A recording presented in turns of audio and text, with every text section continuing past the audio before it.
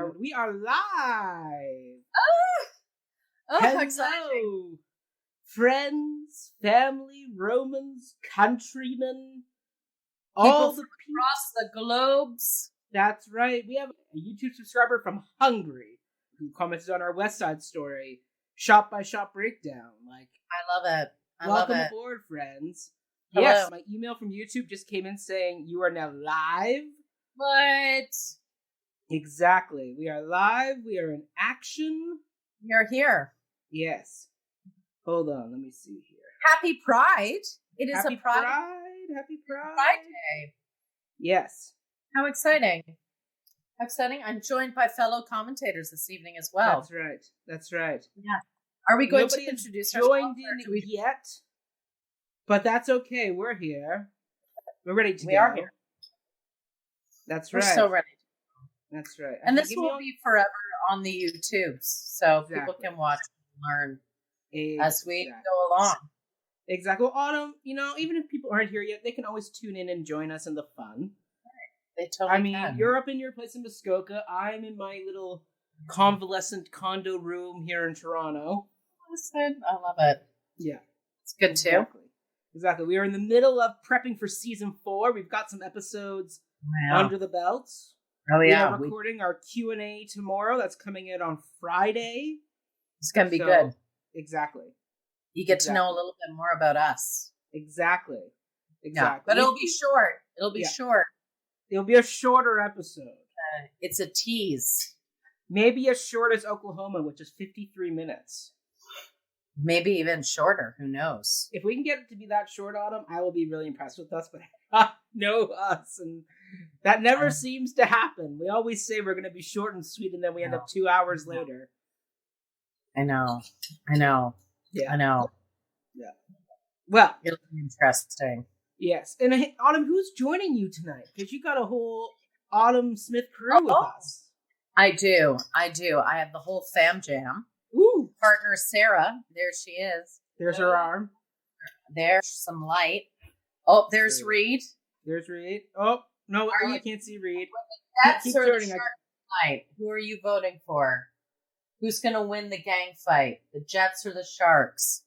This is the Sharks. Oh, I think he's biased because he's got a thing for lizards.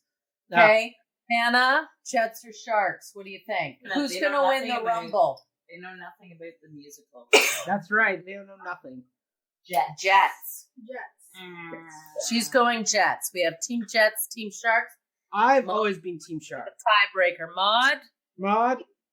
What do you think? She's Team Grilled Cheese. She's Team Grilled Cheese Officer Krupke. Yes. And I am firmly Team Shark all the way. Are you? Yeah. I mean, they have the best 2 songs of the show. I guess. They got America and they got A Boy Like That. I don't know. Like, okay. And plus also they got Anita. I mean, Anita, the scene stealer. Anita is the best character on the show. Exactly. Yeah. So they got Anita. I mean, that's game over.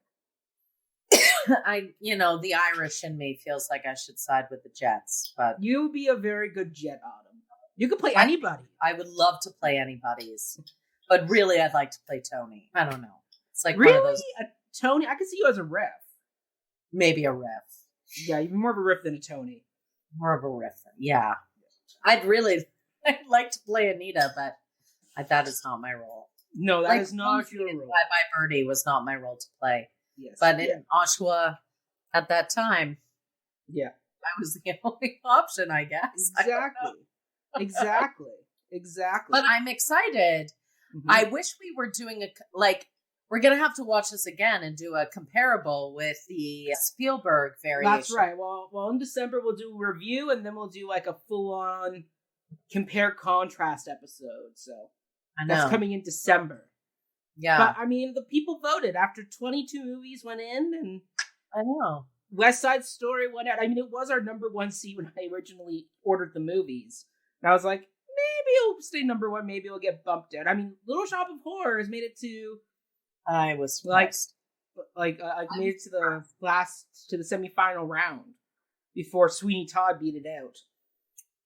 I have to say, I was a little surprised that I came down to West Side Story. I thought people would hold out. Mm-hmm. I have to admit, I was really hoping that it would be Annie. Yes. Because I've never seen that version. Yeah. But it wasn't up to me. Nope. So it didn't even make it out of its initial round. It got beat in round 2. It got beat by Sweeney Todd. Is that what beat it?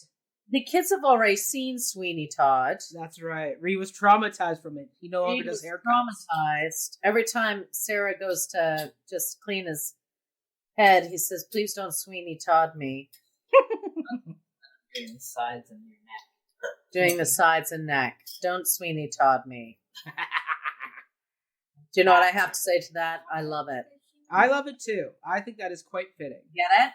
Yes. I love it. Ha! Love it.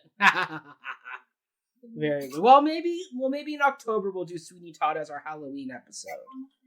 I mean, if people like these enough, maybe we'll do them once a month. I mean, we did promise these on our Patreon page.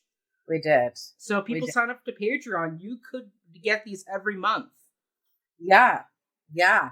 There's at least 2 years worth of movie musical content that we could cover. That's fantastic. There's so many. Maybe join us in our commentary. Exactly.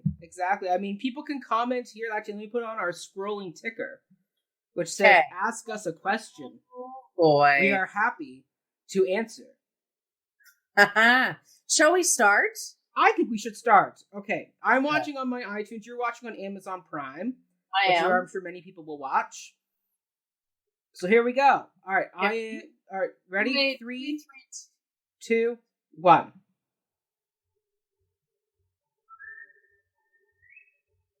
Got the whistle. Yep. I'm into the overture. Done by who, Autumn? Who did the graphics for the overture?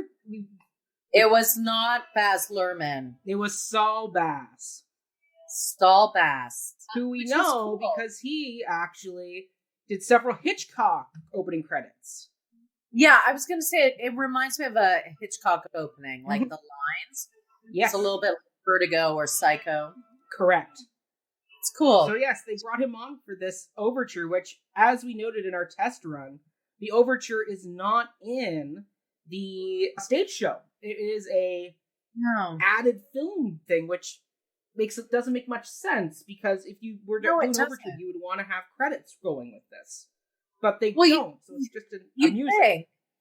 But it was also at a time when overtures and entr'actes were very popular in cinema. Absolutely. So, I don't know, maybe they just wanted us to hear Bernstein's music. I mean, if that's what they wanted, I have no problem with that. Oh, we're now changing to red. It's going red. Huh? The two nice melodies segueing out. Oh, you're ahead a little bit. Am I ahead a few seconds? Yeah. Oh, I can pause mine. I'm in the thumb. Yeah. I now have the Maria theme coming in. Maria. So if anybody has not listened to our initial West Side Story episode, which was episode 2 in season 1, we just did a remastered re-release of that episode where we cut an extra 10 minutes out of the episode as well. Oh, now we're purple. Yep, we're purpling. It's purple. Autumn.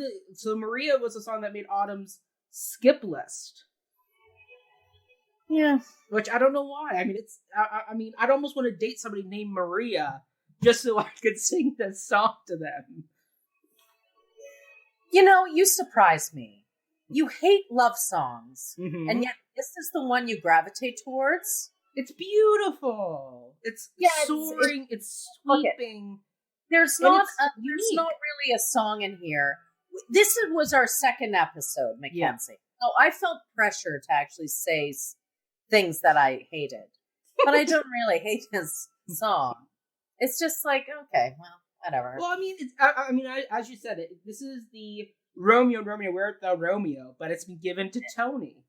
But it's also Romeo being vapid and a little bit Romeo.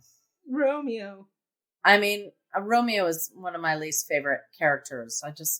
Yeah, he's boring. He's boring. But I mean, what's neat is, I mean, the fact that they came up with the song, because they're like, well, they only said 12 words to each other on stage. What's he going to sing about? And it's like, oh, he can sing about her name. Okay, now we're into the Mambo, which was Autumn's second pick for favorite song. Yes. The episode. I adore this one. It's so good. So dynamic. The whole dance at the gym was genius. Yes. But we'll get there. We will, because we're going to talk about choreography and how this is how film choreography should be done, not what we got in the prom where it was generic crap choreography that was not character driven. Here you're going to watch, we'll talk about when we get to it. We're not going to spoil it now, but right now we're getting a lot of the Bernstein. This is Bernstein. At his best, for sure. Reed said to me, he says, well, what's this about? Is it violent? I'm like, well, dance violent. Yes. Oh, we're changing colors again. We're going blue. Oh, we didn't get blue. Yeah, we did. Oh, that was weird. Yeah. Now we got the title. I kind of wish that the lines of this, like, added. Yeah. Like the population densifying. Yeah. With immigration coming in. Mm-hmm. That would have been way more interesting. Yes. Saul Bass, what were you doing? Yeah. Beautiful skyline. Yeah. Yeah, we're going over the highways. Otto, you've probably driven on a few of these from your time working in summers in New York. Yeah, and just traveling there. Yeah. I don't like this. Once again, we have to think back to 61. This type of shot had never been done before. It's like, so when people saw this was like really cool. It's just kind of like when Titanic came out and CGI was big for the first time. They're like, oh my goodness, they CGI people in a boat. Like, I know. It's not relevant. This is not relevant. Yeah. Because they're not showing the parts of New York that are relevant right now. Exactly. Well, I mean, that's the thing, right? They're not showing the lower side. Yeah. I mean, this is very cinematic. It is. But, look at Yankee State. Yeah. Oh, look, there's some weird dome building. No, it's like the... What park is that? With the big I don't know. I don't even think we're in Manhattan. This looks like Brooklyn or something. Yeah. Yeah, I mean, like, we talked about it off camera, but, like, the opening of the new trailer that just came out with all those other down in the city shots. I guarantee that's what's going to be our opening. Yeah. The shadow... There he is, Russ Tamblyn. Slightly off. Yeah. We're going to turn ours up a bit. Turn yours up a bit so I can hear where you're at.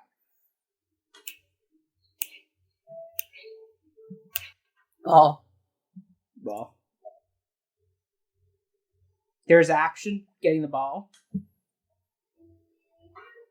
Through it. Yep. And then they start snapping again. Right? Which is kind of hilarious. Well, it's so... I mean, this opening is so iconic. I mean, the amount of parodies that have been done with this whole snapping gang thing. Well, it's the rhythm. It's like it's there's a sharpness to the snap, right? Yeah. Which is very effective. And it's the collective snap which shows that they're together. Yes. Now watch this. It's neat that they don't step on the chalk circle. It shows that they're not particularly violent. They will go around you if you're not a threat. Like, they will ignore you.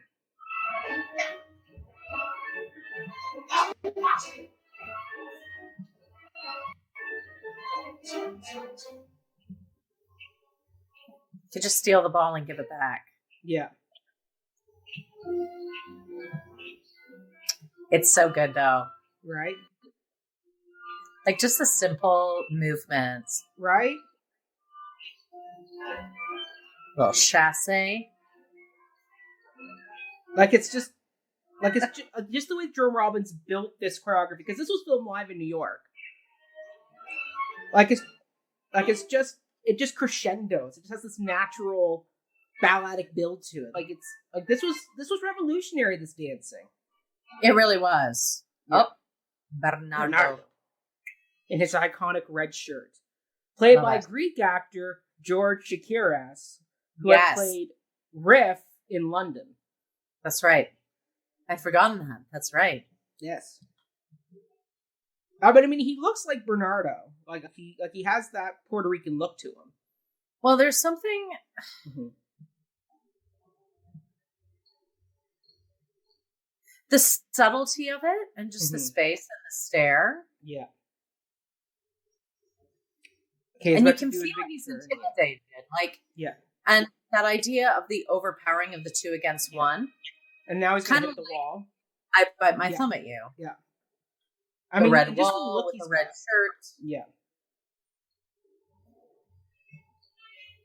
Uh-huh. Oh.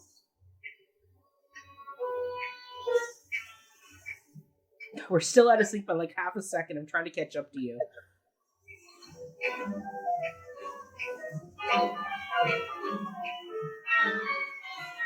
It's the subtlety in Robin's choreography. Yeah.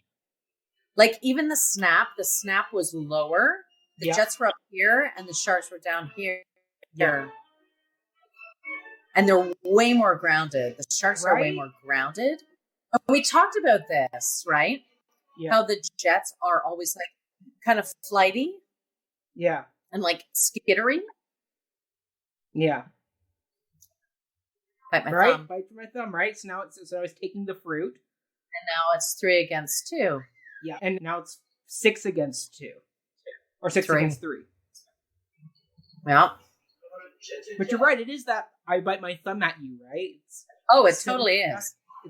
I mean, it's so great the way they adapted this Shakespearean play. Because as you said, the play opens with a similar kind of rift between the two families, but you never get why. It does, but I've always wanted to do it like a thumb war. Yeah. Because it's so petty. Yes. It's so petty. Like, they're just kids. They are. They're teenagers looking for trouble. Yeah. And thinking that this is how they live in the world. Yes. But they do. This is their family. This is where they belong. Yes. I think it's really important. Yeah. I mean, just look at them play basketball with all the chassing and the balletic spins and pirouettes they do. So smart. Yeah. Oh. Now they're going to fight over basketball. Yeah.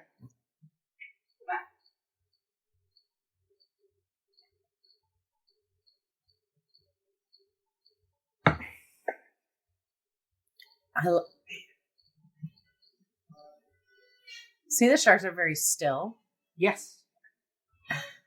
Well, it's almost like they don't want to make a move because they don't want to be, like, misinterpreted in what they do. They're very deliberate in their movements, right? It's that thing of, like, don't make the move unless you know, like, it's precise, right? It's that I'll make the move when I want, when I'm ready.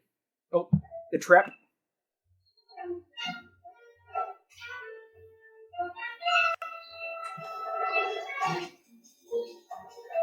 Oh, the spit. Yeah.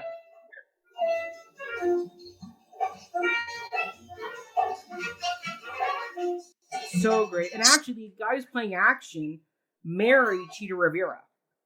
No way, really?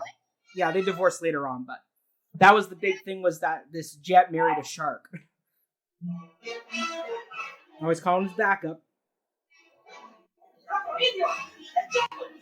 Yeah. It's so good. Yeah. I mean, just the action shots they got here with, like, people tumbling and turning, running. And just the angry ballet. Where are you at now? Are they chasing the one guy down the hall? They're snapping. Yeah. Leapfrog. Leapfrog, okay. I'm like 2 seconds behind you. So funny. So good. I mean, just the act. I mean, this is why you film on location, because you can get these type of action shots. You can't get anywhere else. Paint. Yeah, the paint. Yeah. And of course, it's yellow paint, because what does Bernardo keep calling Tony? A yellow belly. Yeah. And the fact that you got little shark messages all on the walls there. Oh yeah, no, it's great. Yeah. Like, where would this be, this giant trash pile? I know, it's It's great. Well, now they're getting pelted with garbage.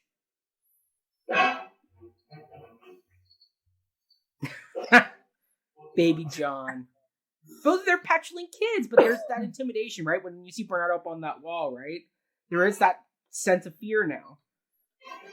Well, there's the height. Yeah. And the fact that he had white paint and slapped him with white paint is very interesting. Yeah. And the music is so great, like the intensity that it builds. Like it went from playful roughhousing to now like terrifying. Like menacing, yeah. Yeah. Yeah. Like this is like a shark in the water, right? Like this is like Jaws chasing you in the water, ready to like chomp you. Yeah, for sure. And just this ballet-like move this guy does who plays Baby John, just this jump, flip, and down he goes. This is a great overhead shot. Yeah. Well, just imagine what if you watch him run in there doing flips and pirouettes. It'll be interesting to see the fight choreography in the next one. Well, it looks like it's much more down and dirty from what the trailers showed. And apparently the gun's going to show up in this first part too. The gun's going to be the rifle, the pistol that's going to come up later. That's showing up early on in this prologue. That somebody's going to get it early. Hey, you! We're having such fun. We enjoy it. Children up in the Foul City street. Shut up. And won't like me was and don't have paint. You want to just go broke? Hey, baby John, come here. Come here.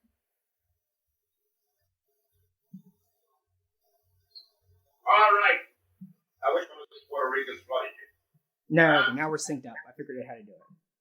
Which one? Excuse me, sir. Yeah. As a matter of fact. I love that he wants to call out the sharks. Right?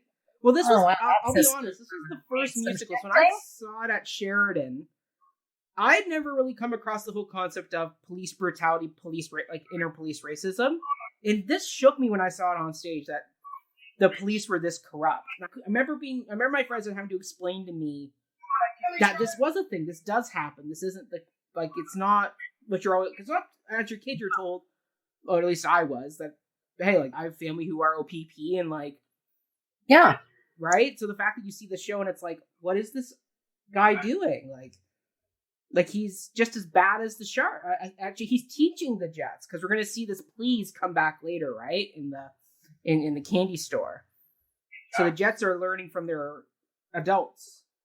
Oh, yeah. Oh, yeah. It's very subtle. Like the racial profiling is very overt. Yeah. But them picking it up from them. Mm-hmm. Yeah. So this will be Corey Stoll in the new movie, and then it's Brian Darcy James playing Krupke. Neat. Yeah. If I don't get a little order around here, I get It's amazing. Yeah. It's amazing after George Floyd and how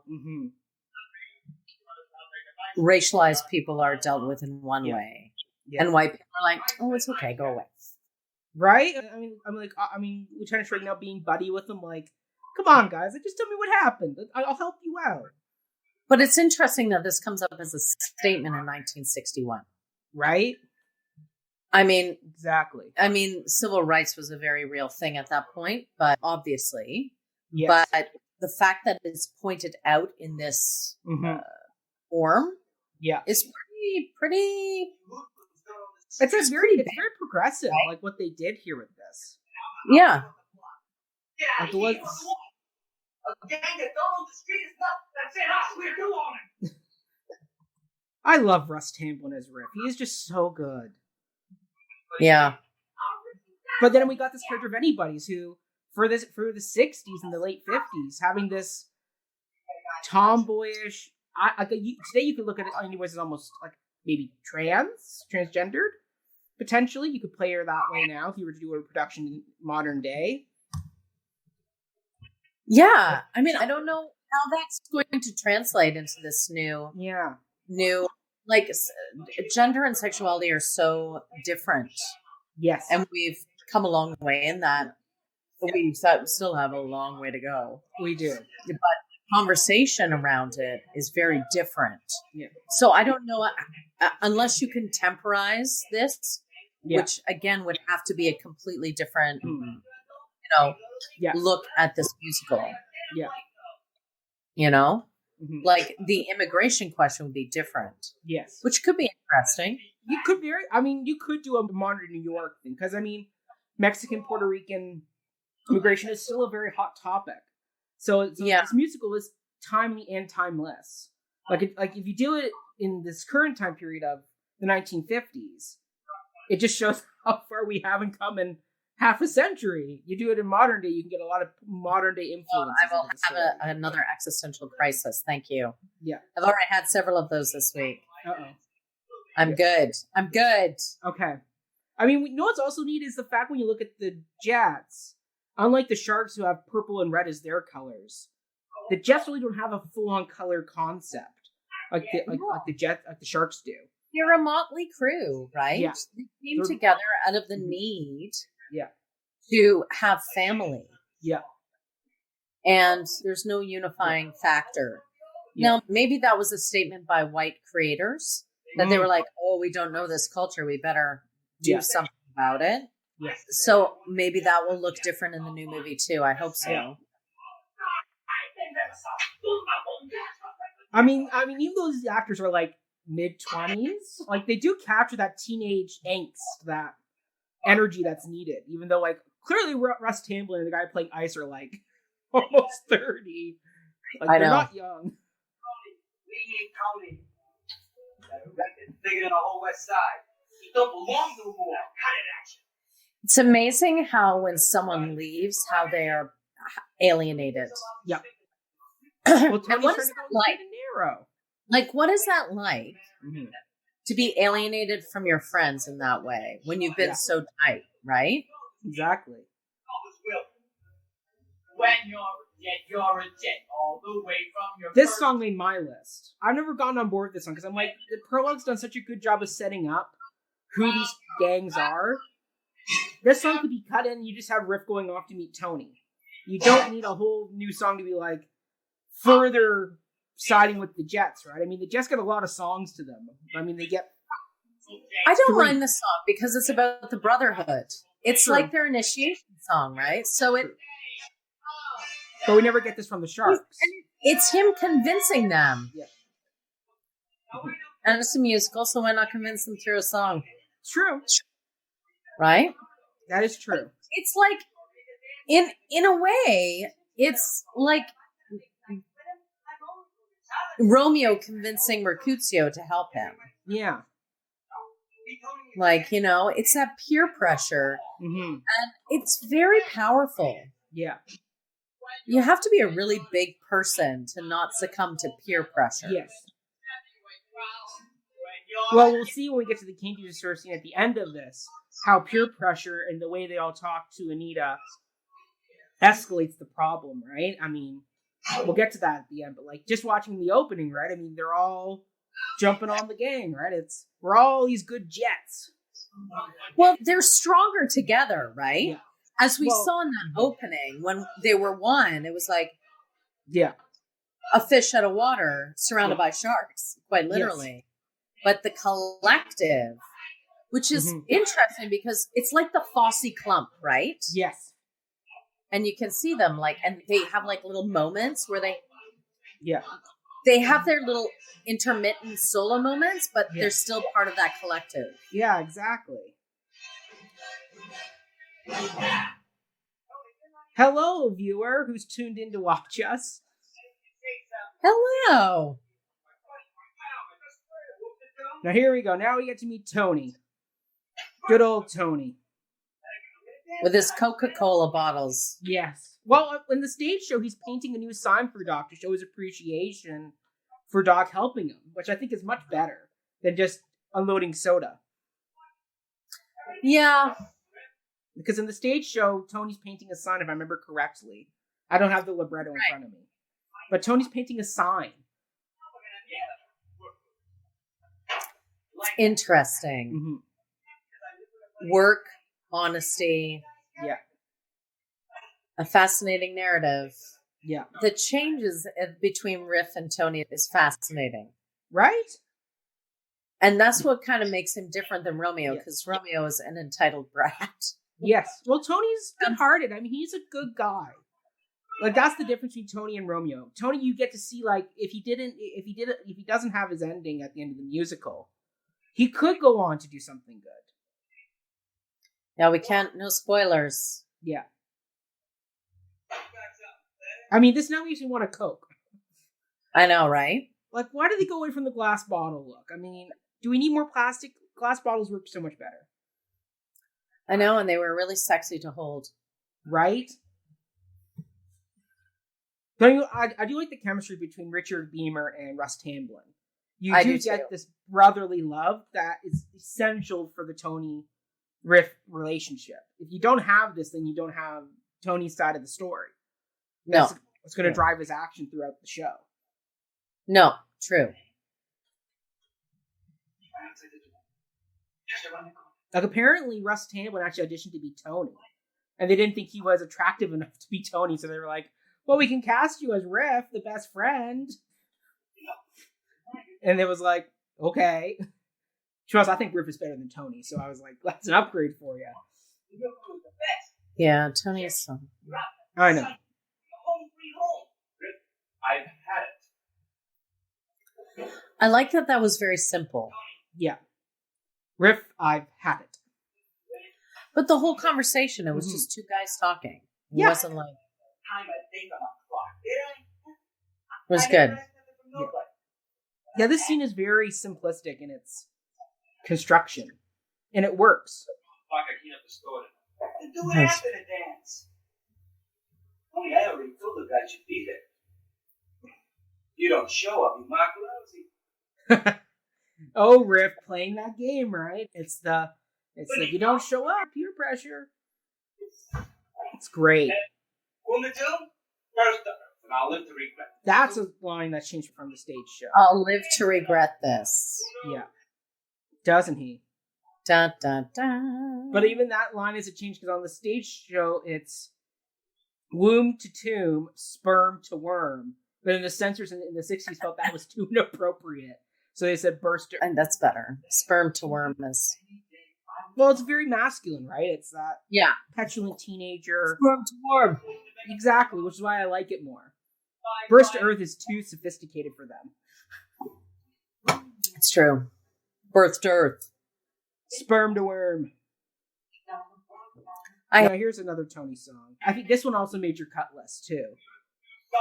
He's just said, I don't want to go. But let me sing a song about how something good's going to happen.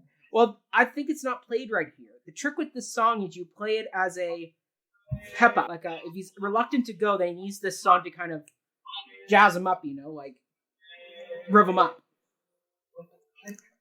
Like, and the music's written in such a soliloquy way where it's like, da-dun-dun. Where it's, am I ready to go? No, I'm not ready to go. Then he's got to build himself, right? And the music builds too, so I just don't think it's directed right. Like, it needs to be a wanting song, but also like a pep-up song. Like, it's played too... It's played too croony. It needs to be less croony, more searching. I think is what the trick to this song is. I think there needs to be more struggle. Yeah. I mean, the lyrics Sondheim gives are struggle lyrics. Like, it's searching. This is not Sondheim's best work. Well, this was his first big musical. Yeah. He still has much to develop. He will even say it. Like, he will even say.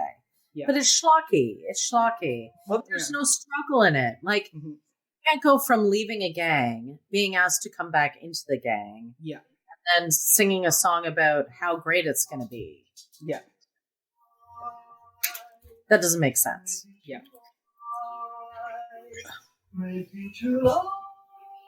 Maybe I will get shot. Shh, don't spoil it. No, I'm not. I'm just saying, like, maybe tonight I'll be in a gang fight and it'll be terrible. Like, that was a great transition into the dress shop. Yes. And now we have Natalie Wood and Rita Moreno. Love Rita Moreno. She's so good. And I mean, even Natalie Wood, who was very much browned up for the part, she still does a very good job. She plays that innocence of Maria. Yeah, she does. But I'm happy that they got Rachel Ziegler to play the part now, who is Puerto Rican. Yeah.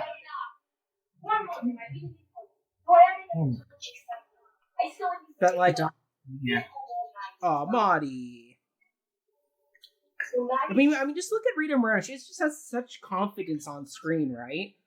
Like she has that natural draw to her that when you watch her, like she's just doing simple sewing, but you want to see what she's up to. I know, like, she's great. Side eye. Talk about being specific and the beauty of it.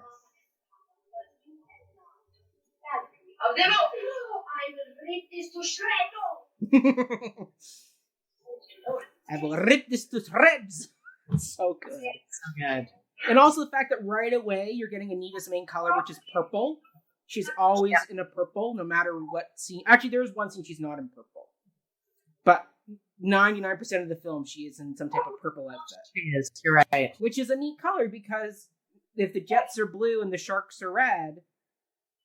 She's the in-between. She's the in-between character. Yeah. And Maria's color is white with a hint of red, which is very virginal. Virginal, but then also just that hint of the shark color coming in, right? So it's interesting to compare this to Romeo and Juliet because Juliet really in that play has the balls. Seriously. Yeah. Like she's feisty, knows what she wants. Maria doesn't. Maria's kind of, but she's the one that tries to stop the rumble, right? She's the driving action of you have to go stop the rumble, you have to stop now the look fight. At they're all wearing purple. Except for her, who's purple, who's red and white. Yeah. But it's interesting that they're wearing purple. Yeah.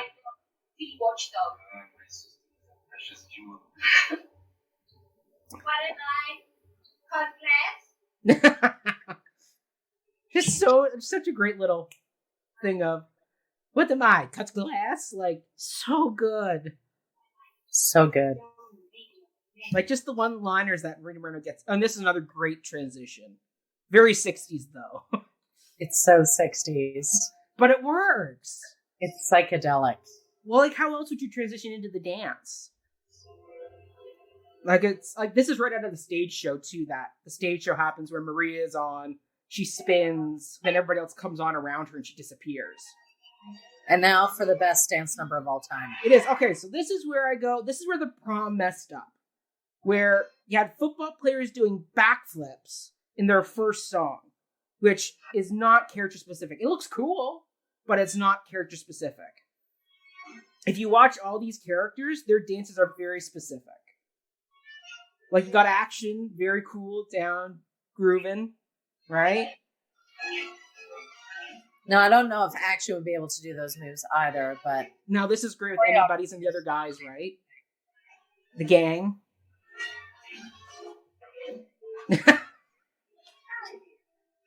Anybody's. Little baby John. I know, I love it. That would be me at the dance.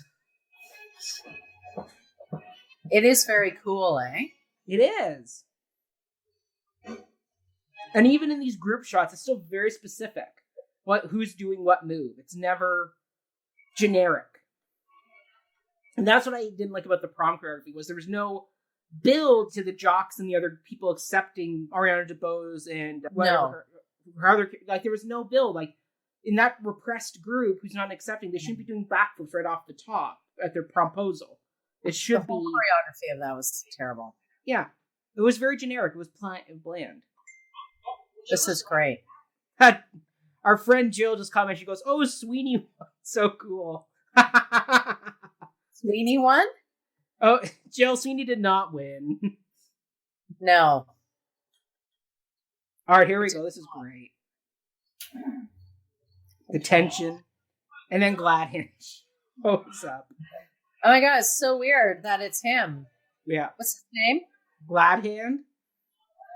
Yeah, but it's Aston. It's Adams. Oh, is it really? Yeah. I never knew. Oh my goodness, you're so right. Yeah, it's so fun. I was thinking about Patty Duke today. Yes. And she married him. Right. Yes, So John funny. Astin, father of Sean Astin. Astin, yeah. I never caught that. I did a film shoot with, and we wheeled wheelchairs down the. That is too cute. I know, it's cute. But look at even Krupke sitting on the side of the Jets, right? Even he's chosen the side in this. Oh yeah, of course he has. Yeah. I never caught that was John Astin there. Oh my goodness. That is too funny now. Gomez. Yeah, Gomez Adams. Oh my god. I've watched this how many times I never caught who's playing Gladhand. Like, I've always just kind of written him off as like a Gladhand. Nobody cares. But it's like, well, no, he's the guy. Gladhand. He's trying to be the good guy. Yeah. And bring people together. Yeah. He's the person who is inclusive in all of this. Yes. But once again, he's doing it in a very schmaltzy way that you can see why teenagers would not like him. Well, because he's a pushover. Nice people usually are. Yeah. This is great. But once again, very specific. That riff comes out. Bernardo's going to come out and they're going to signal to the gang, right? It's very specific. Once again, Bernardo doesn't move until he knows it's okay to move. It's like I'm reaching for my driver's license, right? It's that I'm telling you what I'm doing. I'm going to be very direct in how I move here. I'm not going to make a sudden move here. I'm not going to make that choice. The power is so interesting with that snap, right? Right. And then they change and do a different snap in this, which is it's so different. Mm-hmm. It's the heartbeat. Yeah. It goes from the hate to the heartbeat in one song. It's very good. Ba-ba-bum.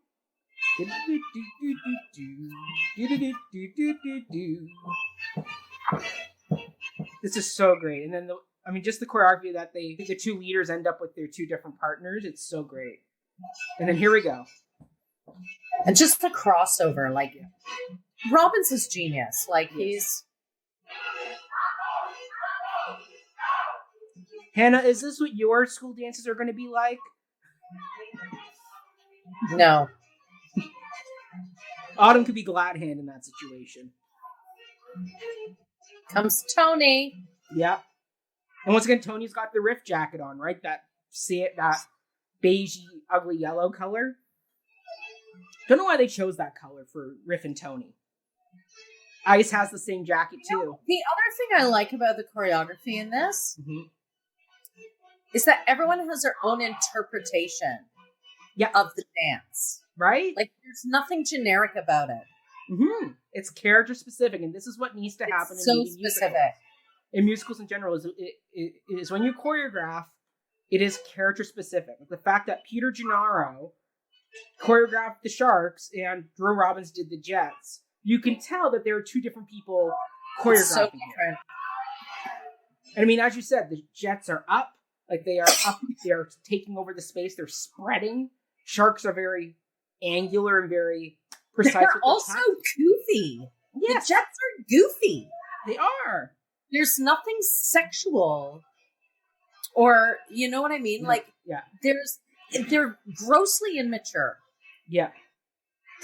And that is where the Sharks are different. They're very mature in their dance, like in their relation to each other, in their groundedness in their hips. Like, look at this. It's like, yeah. Well, once again, it's the whole thing of the Jets have a country but no home, and the Sharks have each other but no country.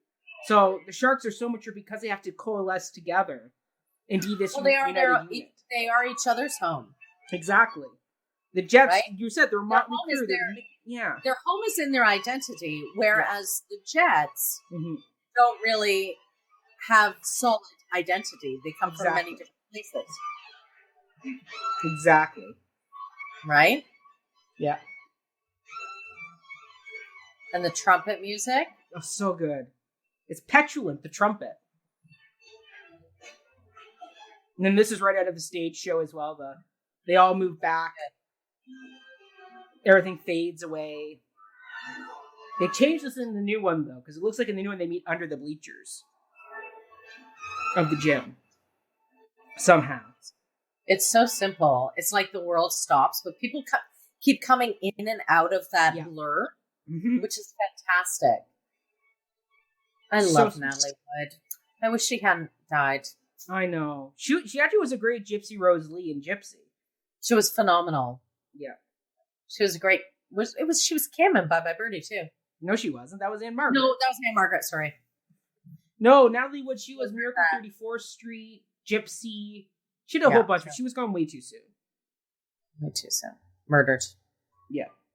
Here it comes. Here comes the change of the snap. Autumn's favorite part of the dance. Love it. So good. So haunting. It floats. Yeah. If you look at Lavin technique, he's taken and just totally gone from like this to float. Yeah. So good. It's beautiful. It's that whole thing of they're on the razor's edge. They're walking that fine line with each other.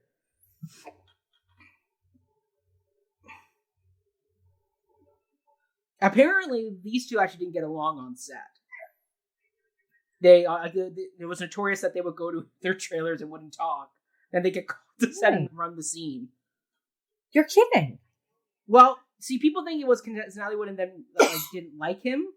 A lot more people now have just attributed to that Natalie Wood was the star of the show, and she just had that air about her that I am the A-list of the group. Because all these actors were not A-list. They were like New York dancers. They weren't big. Oh, that's too bad. But like she just had this kind of air about her, and I guess Richard Beamer also had a bit of an air about him too. So they just never really connected off screen, but on screen they're dynamic. You can see why they fall for each other. It's beautiful. Well, they're good actors then. They are extremely good actors. They are outstanding. I love the flashes of light. I've never noticed that before. Little balls of light. Yeah. It's gorgeous. Boom, boom. And then the fact that the music changes once again, there's that petulant music coming back into the mix again with the horns. It's all coming back in again. The world is coming back into focus. Yeah. So smart. Like Bernstein writing this beautiful score. Just tells the full story that you need to know. And then it picks up and it's great. Get your hands off, Megan. Stay away from my sister. Sister? Wouldn't you see he's one of them? There's only one thing they want from Puerto Rican. That's a lie. Later, Tony. Get away. Don't listen. She will listen to her brother before she listens to you. Look, you two characters want to settle it. Please, boy. Glad shows up too. Man. We're all here to have a good time. And once again, watching Rita Moreno in the background, her concern and her kind of annoyance look at George Chakiris is great. I know. Like you see, she's a mix of, I agree this shouldn't have happened, but he's going a little bit too extreme here. He's going to get us all in trouble. And Krupke's in the back talking to Baby John. Like, so much great background action in this moment. Oh, yeah. Oh, Chino. Yeah. Poor Chino. He never gets a lot of love. He's always a character that people are like, he's not Tony, so we don't like him. And it's not Bernardo. Yeah. I want you. See, and then Bernardo lays it out. He doesn't want them. But Riff is going to escalate the problem. Because what else are they going to do? They're bored. Yeah. Jets and shots. They measure his mind. Like, think about it. Nothing's really happened. It's true. What were they fighting over? They were fighting over basketball or a trip? That was intentional. Over a bit of the playground. Right. Yep. I could have had a fight with a guy in the Starbucks drive-thru yesterday. I chose to stay in my car. That's good, Autumn. That's good. I don't know if it was. I would have liked to have shared a hug. Just said, you need some love. Aww.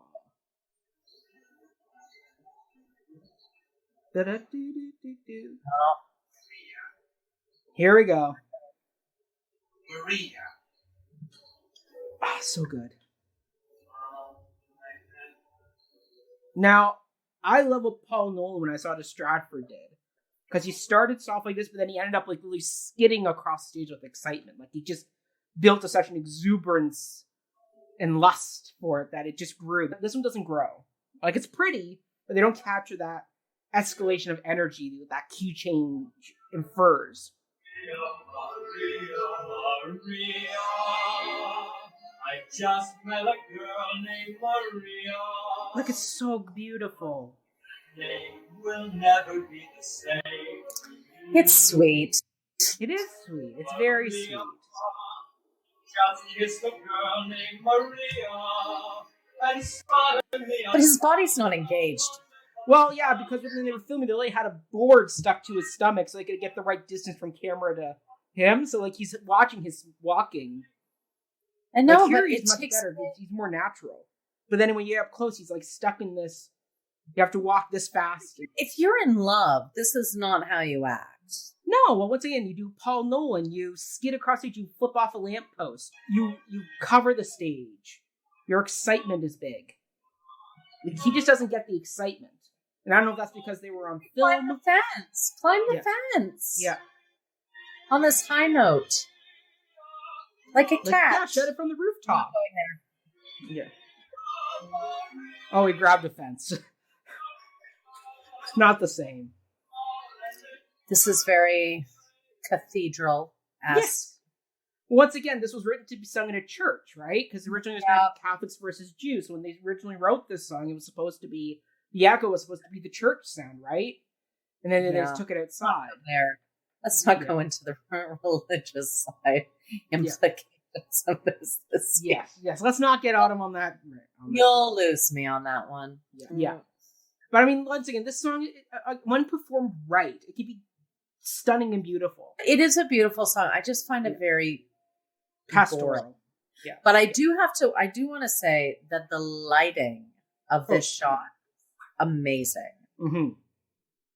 Like, it looks like he's in a cathedral, but he's on the street. I love it. Yeah. I love it.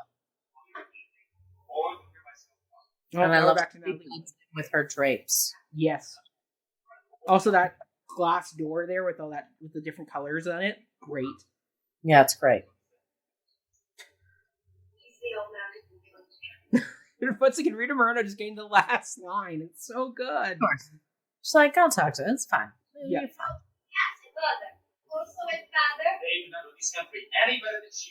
There we go. Yeah. Sibling, right? Yeah. But so good. Like she makes a great point. She does. And how do you assimilate in a new place? Yeah. How do you even begin to bridge that gap? That's so Anita does it, right? I mean, Anita goes, "What's this thing? Your skull or your accent?" Like she's calling it, like she's embracing the American kind of ribbing that happens, right? But think about all the ways that we need, like people need to assimilate when they come to a new place. Yeah.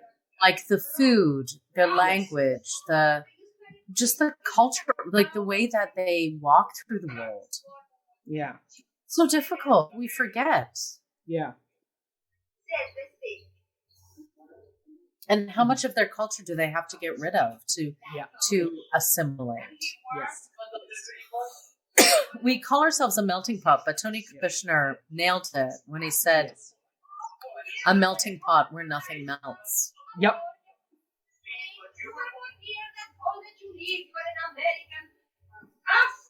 And I also like the fact that Bernardo used racial slurs against Tony in his Polish background, so showing that every group does this type of talking. It's not just one; it's everybody.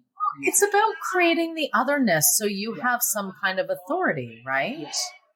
And I understand it. It's based on that dynamic of being the underdog all the time. Yes. And that's how we lash out. Mm-hmm. Exactly. It just goes back to the point that we are mammals. Yep. And unfortunately, it leaves me in a state of crisis to go, is change possible knowing that we are animals? Yes. Or is that against our instinct? Should we have this coherent brain? Maybe changed her name.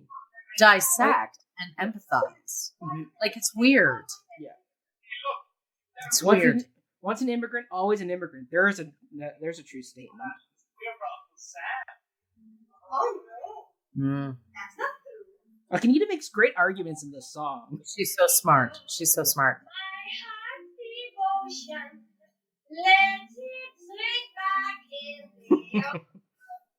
So good. And what's great is that when they did this new version, because in the stage show it's Anita and Rosalia, right? Yeah. Is that they made it less about insulting Puerto Rico and more about insulting the American culture that they've moved into. Yeah. And look, just the choreography, the way she moves her skirt, it's very Anita. Right off the top, it's setting. This is her choreography. Like, this is her. Yeah. Maria would never dance like this.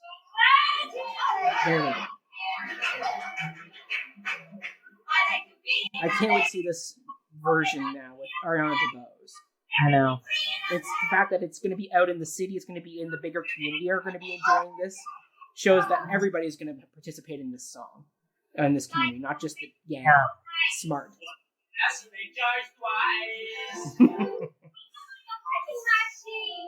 What have you got though to keep clean? It's interesting after watching Rags, right? Right? Exactly. 12 in a room in America.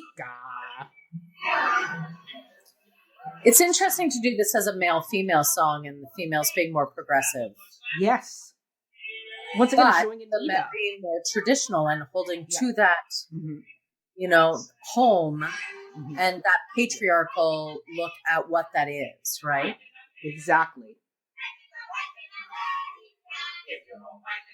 Life is alright in America if you're all white in America. If you're all white in America.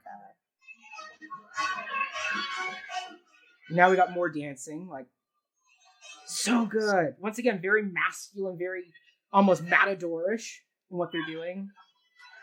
Yeah, it's awesome. This is so good. I'm just saying, Rita Moreno, killing it here.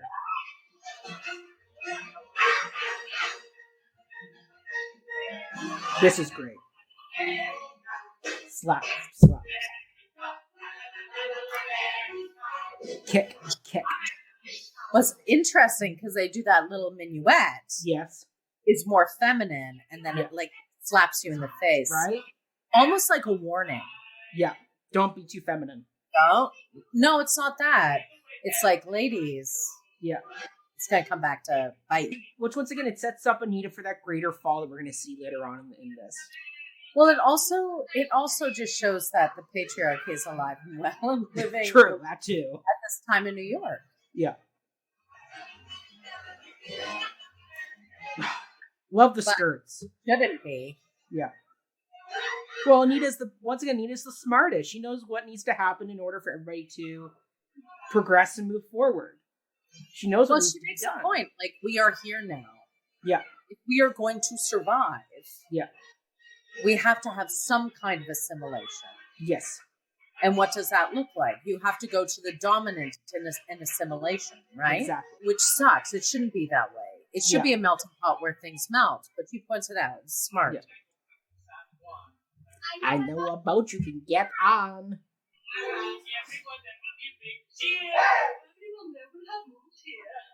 So great.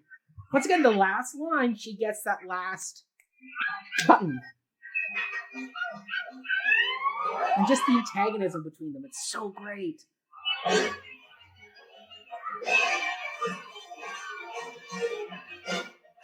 You can see why George Chakiris and Rita Moreno won their Oscars. The best supporting actors and actress in this film. They are the best of this film. When you watch them, you just want more Anita and Bernardo. I would love a Bernardo Anita sequel. Right? Yeah, nothing. But almost a prequel. How did you get from where? Yeah. From Puerto Rico to here? Yes. What do you carry with you? Yeah. Mm-hmm. I'm more Team Shark. I agree. Me too. Because there's purpose. Yeah. There's absolute purpose.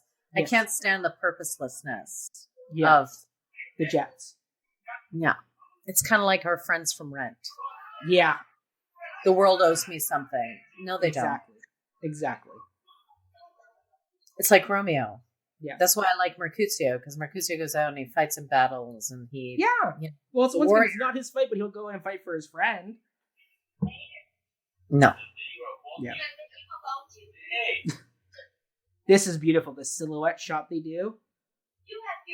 It's almost like that little secret conversation you have in the dark with your partner. It's so beautiful.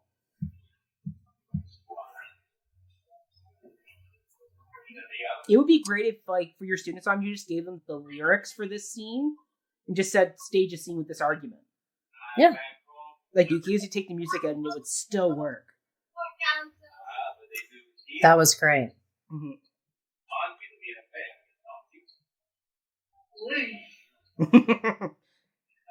Bernardo beat Anita in the argument. Did he, though?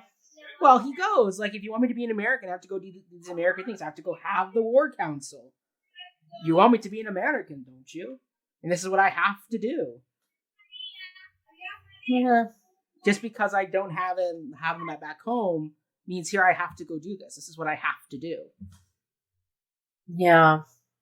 And Anita has no response because she said, be American. And he's like, I'm going to go be American. I'm going to go have a war council. Off I go. Like you said, women don't have a voice at home. Yes. And said, in America, men don't have war councils. Yep. Which is interesting, right? They don't have war councils. So it's interesting that this is the way they had to find their voice. Yeah. Oh, right? Here comes your number one song. Oh, I love it. It's such a good balcony scene. Like, I prefer this balcony scene over Romeo and Juliet. I prefer this whole thing over Romeo and Juliet. Agreed. I'm so glad when they die at the end of Romeo and Juliet. Yeah.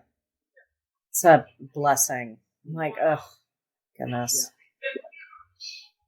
Because we got talking about this the other day, the teenage cycle, and how it's not interesting. It isn't. Because it's me time, right? It's me trying to figure out the world.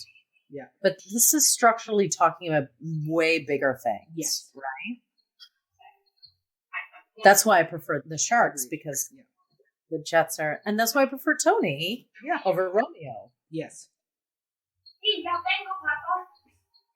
It's just beautiful. Apparently, in the new version, we actually may get to meet the parent of Maria and Bernardo, because they were given a last name in this new version. They are Vasquez. So they're given a family name now, which I'm hoping means that we will get to meet the parents. Maybe briefly, maybe as a cameo, because I know Andrea Burns, who's done Maria a long time on tour. Like, she's a big Broadway actress in The Heights. But she... It's sublime. It's just sublime. Yeah. Huh? Sarah played this song in school. Hold on. Really? My favorite part of the song. Yeah. To me, but Maria, every sight that I see is Maria.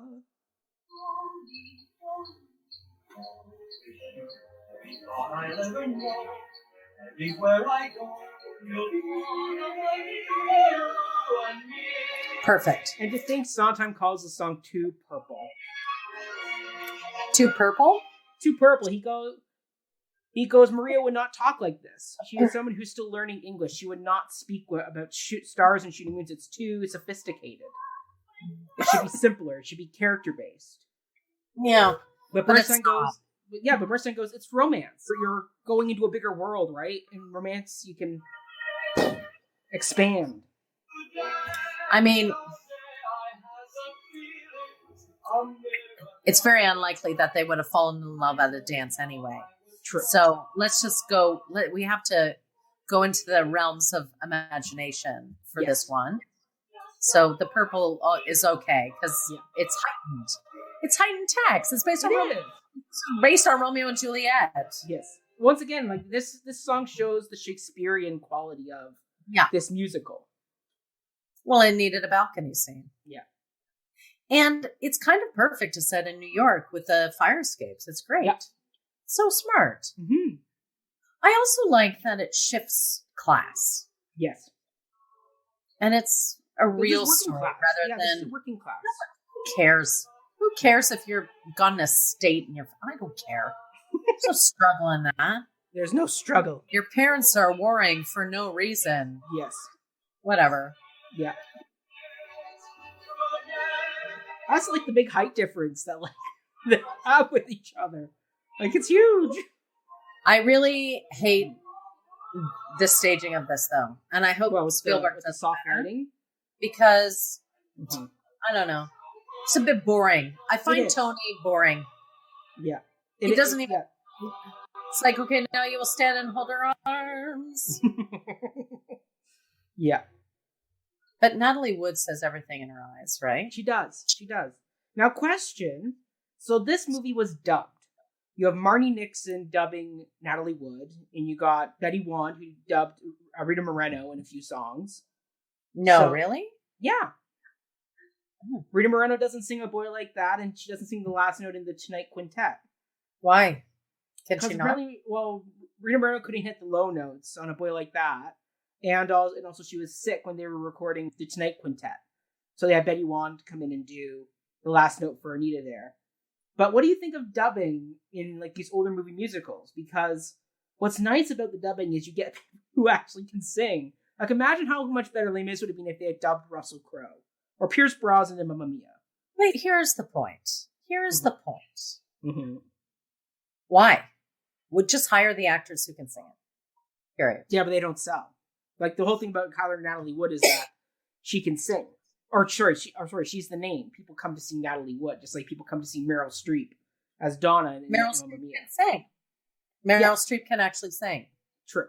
So can Anna Kendrick. So can oh my God, James Corden. I can't believe I just said that, but he can. Yep. Like, so find people that can do the job. Yeah. But she looks pretty, like it looks like her singing. So I'm not going to. Yeah. Marnie Nixon definitely captured the voice and paired it with Natalie Wood. But she actually looks like she's singing, like she's selling it, right? Well, I told the story when we recorded the original episode was they told Natalie Wood, because she recorded the songs, that they would use her voice for the movie. And then after they finished filming, they're like, yeah, actually, we're going to do this other actress, Marnie Nixon, instead. So that's why Natalie Wood looks so authentic, because she thinks she's singing. Like, she thinks this is going to be the take. This is me. And then they pull the fast one and put Marnie Nixon in. Apparently she was not happy about that. I wouldn't be. But apparently, you can go on YouTube and you can hear her sing, and she actually sounds a lot like Amanda Seyfried, which is okay. But when you have this type of score, you need like a Marnie Nixon who can hit those big operatic notes. This is an opera, man. Like this is the music in this. Is Bernstein is not right for the amateur singer. No, well, it's like Les Mis, right? Les Mis is an opera. ABBA, yeah. Yeah, well, Amanda Seyfried and Eddie Remake, they should never have been singing those roles. It was a travesty. Yeah. And we won't even mention Russell. We're not even talking about Les Mis right now, Mackenzie. No. We are never So this is great. I actually figured who Captain Marvel is, because I've studied comic books now. So Captain Marvel is Shazam, and Rachel Ziegler, who's the new Maria, is starring in the new Shazam movie that she's filming right now. So there's a fun little 6 Degrees of Kevin Bacon. Fantastic. Yeah. Go walk the streets like your sister. Oh, that's an insult. Wait, I lived through twice and I can go again. And she's such a fascinating character, anybody's. Like, she's not developed enough that I think you could go more with her, but she's a fascinating character.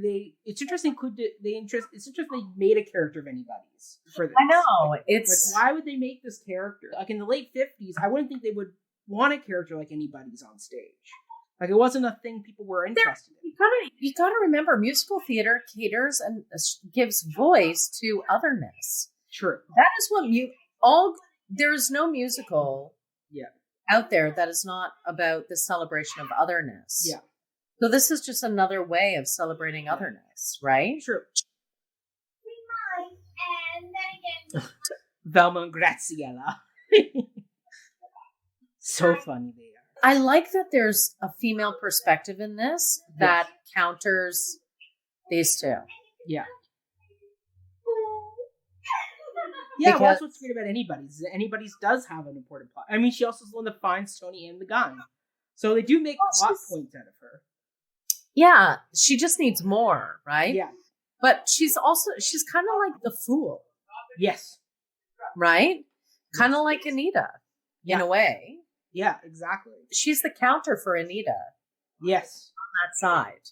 Yeah, just they don't give her the Anita stuff they need to give her. To give her the perspective. I know, which is too bad. It is too bad. We're standing around here for blocking the side. Crusty. Such a bad environment. We don't get no boys. I love how much they're playing the cop. Like it's a bunch of juvenile delinquents. That's all. Like it shows how smart they are too. Yeah. They know how to manipulate him. They're not stupid. No, Jets are not stupid. No, they're not. They're definitely not stupid. They just know. Yeah. They know how to collectively. Yeah. Collectively, mess with the system. Okay, now here we go. So this is a big change from the stage show, which is at this point, this is where the song "Cool" would show up, and now they've given it to G Officer Krupke. Yeah, which I don't like here. I think it undermines what the song G Officer Krupke is all about. Which, as you said, when you put it this early, it justifies their actions. Versus in Act 2, when it's saying, you want us to be the monster, we'll be the monster that you want us to be. Cool is so much more cooler at this point of the story, right? It's all about the... They're getting ready for a war council. You have to be cool. Exactly. I mean, Russ Chamberlain I'm not surprised of it here because they're petulant. They are petulant.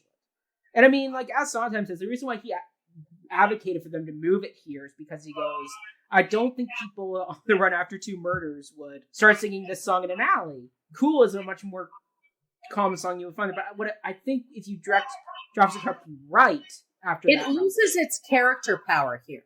Yeah. Like, it's just like, oh, we're bad boys. Yeah. Right? Whereas later on, it's them really reflecting.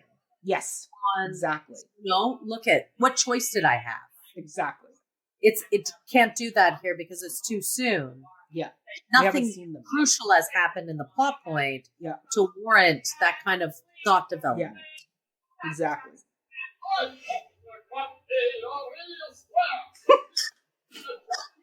Like, it is funny. Like, and the fact the song was supposed to be in Candide, but then they cut it from Candide and put it in West Side.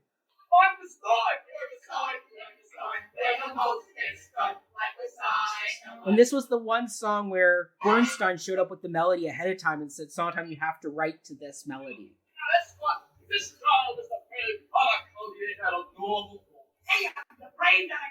It doesn't really make sense here.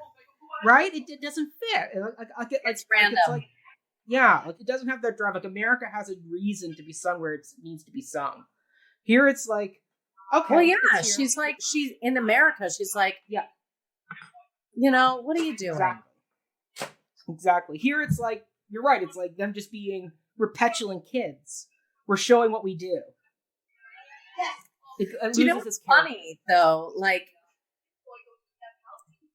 he says, my sister has a mustache. My brother wears a dress. No wonder I'm a mess. Yeah. It's so interesting how I'm wondering if they're going to change that lyric for this version. They or if they're going to leave it because it is a sign of the times. And homosexuality was very illegal at this point. Yes. Very illegal. Mm-hmm. Stonewall riots didn't happen until 68, 69. Yeah. Right? We're about a decade off.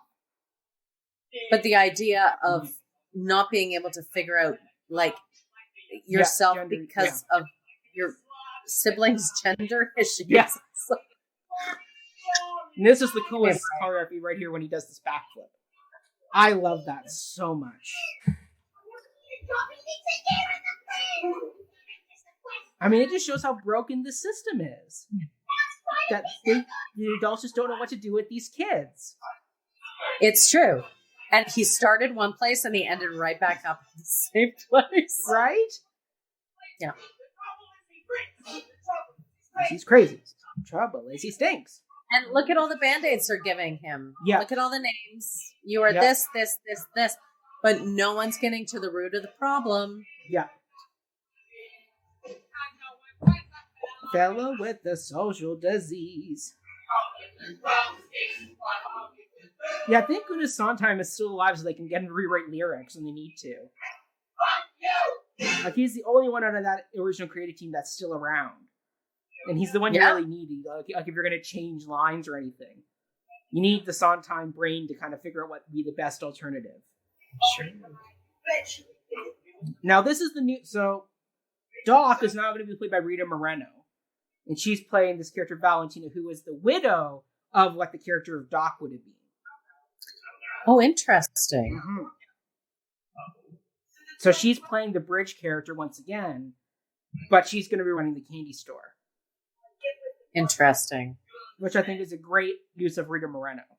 If you're going to bring her in. I do too, but it changes the dynamic again. Yes, it does. Because the father figure. Yeah. To Tony. He's not it's not written as a mother figure. Right, but apparently Kushner's rewritten the part. What's that? I said apparently Kushner's rewritten the part to fit Rita Moreno. So it's not just a quick gender swap. They've redone the character entirely. I know, but it changes the structure of what that character is supposed to be. Right, because he's supposed to be Friar Lawrence. Like, Doc is the Friar Lawrence character, right? Who's like the uncle or the paternal figure for Romeo. Paternal, yeah. Not maternal. Yeah. Which is why I think they gave Rita Moreno the song somewhere to sing. Like we hear in the trailer. Because I'm hoping they do it right, where she will be the one to sing the song in the movie. Once again, adding that maternal energy she's going to bring to the part. This is great with anybody's.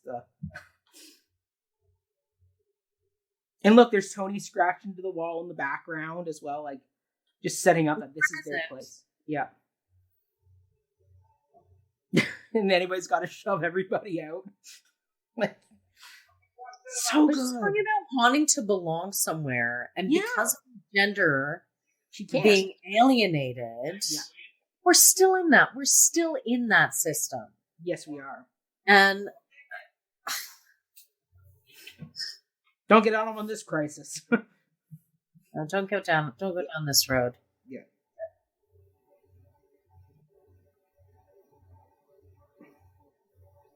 Another great scene here.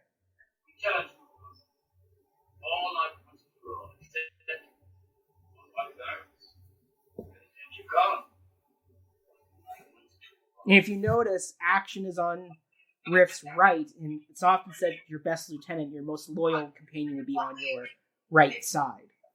Yeah. Yeah.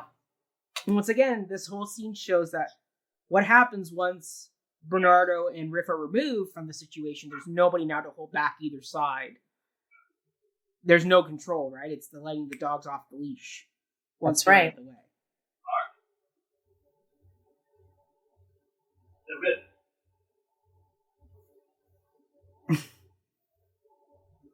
Under the highway. Weapons. Tony! And Tony shows up. Weapons! Weapons. You go. Your challenge. This is so great.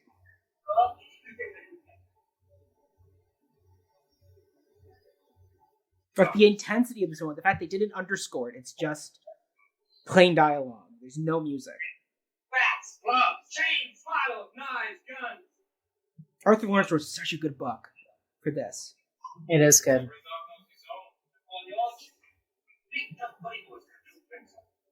Afraid of getting close? Afraid to suck it up? Afraid to use plain skin? Not even garbage? That ain't a rope. Not even garbage. That's the risk man. Best man from each gang to suck it up. Now this is where we get into the whole thing of immigration. The fact that he doesn't understand what he just agreed to. Riff does though. Riff just caught the loophole. Because Bernardo thinks I'll fight Tony, but Riff knows that because Tony said the best man, right? So this once again underlines that language barrier that Riff now uses to his advantage. That I thought would be fighting. Sure got it. Right? So right there's that. Once again, showing the power dynamic of this. Put on it. You want to change your mind? So smart. Now this scene is so timely. What's going to happen here? Oh yeah. And even like if you listen to the background of like, do you want a cigarette, Bernardo? And Bernardo was like, I don't smoke. So it's like the fact that they're putting on this facade, but under the facade, like they don't know each other. They're not connecting. It's so smart.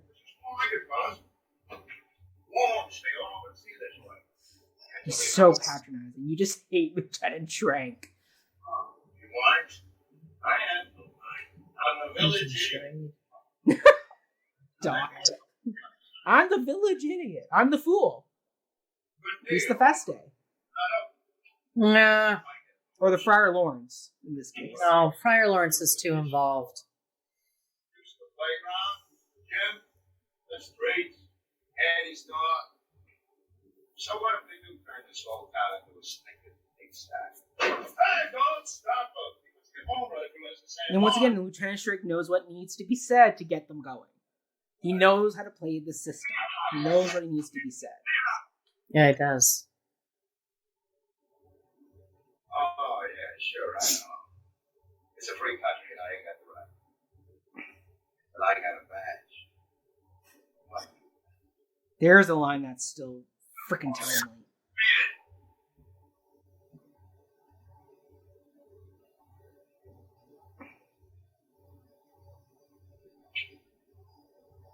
Once again, that snap, that authoritative. Oh, it's such a command, right? Mm-hmm.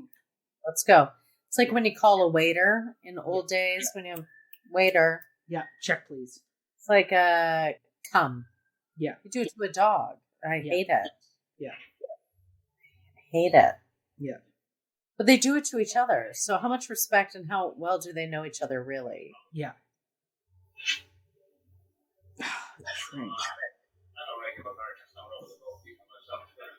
Now he's more racist than they are. Like, oh yeah. Come on, baby John. Like the system is terrible. Yeah. Which is why when Action says his line later of "We didn't make it, Doc." But it's not he's just one bad dude in the system, right? Yes. I mean, we see Gladhand, who's good. Yeah. But Gladhand is not in this system. No. But there are a lot of really great cops in the system. It's the system itself which is broken. Yes. Irreparably at this point. Like it's... yeah. But it's amazing if you look at it. If you look at systems that are present in this musical, the other big system that formulates these men, and they all share it. Mm-hmm. They do. What is that? What? Class. No. System. What is the other system? They're pretty much probably all Catholic. Yes. Yeah, the Jets would be, for sure. And the Sharks, too. They're coming from a system that feeds people fear and hate. Mm-hmm. So they keep coming back to be forgiven. It's this. That is the cycle. To be forgiven and bring money with them for that forgiveness. Yeah. So that's how it perpetuates. And it's based on hierarchy. Yeah. It's based on, something bigger than you. Yeah. Well, if you do this, you all will be okay. Yeah. But it's very present in this whole musical. Yeah. The Catholic overtones are very predominant. Yeah. Well, once again, this was supposed to be East Side Story, right? Catholics versus Jews. Basically, all they did was they swapped out the overt Catholic Jewish overtone and just went immigrant versus non-immigrant. It's interesting that it almost doesn't work as well. Yeah. Because they do share Catholicism. Religion. They do. And in the Lower East Side at that time, that was something huge. Yeah. It's amazing what divides people. I don't... Right.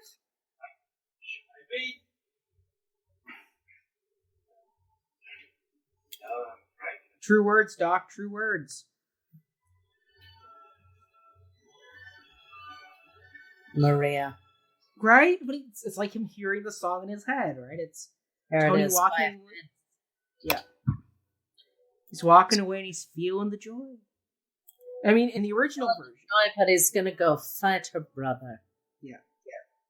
Well, once he doesn't think he's going to go fight, right? Because the original thing is best man versus best man, one fist fight. It's going to end all this quarrel.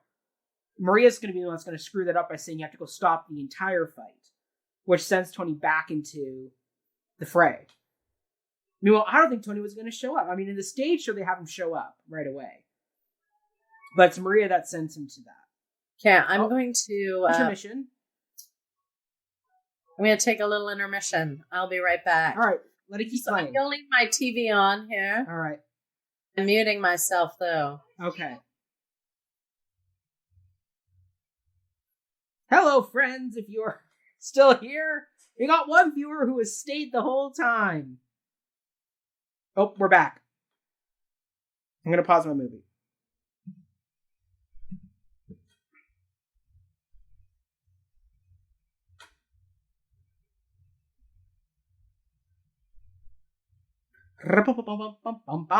So yes, we have just finished Act 1 of this epic film. We hope you're enjoying yourselves. Yes, it's been a fun time so far. I know Autumn and I are having a good convo. Hope you are too.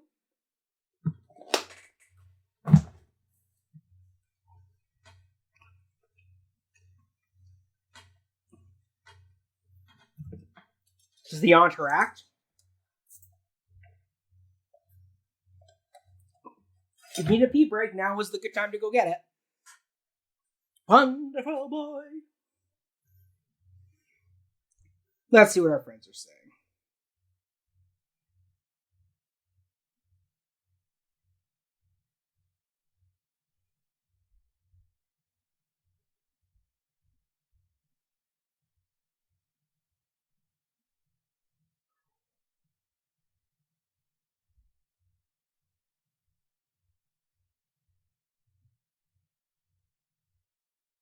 Perfect timing, Autumn. The entr'acte is just ending. The entr'acte? I'm on I Feel Pretty. Oh. My thing had an entr'acte in it. Oh no, I'm in the middle of I Feel Pretty. That's why I went to the bathroom, because I hate this song.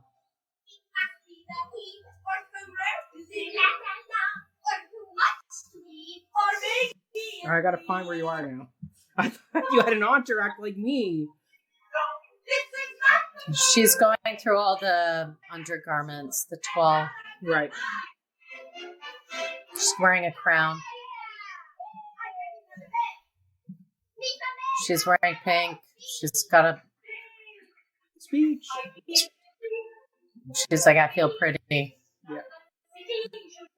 She's pretty and witty and gay. Just like me.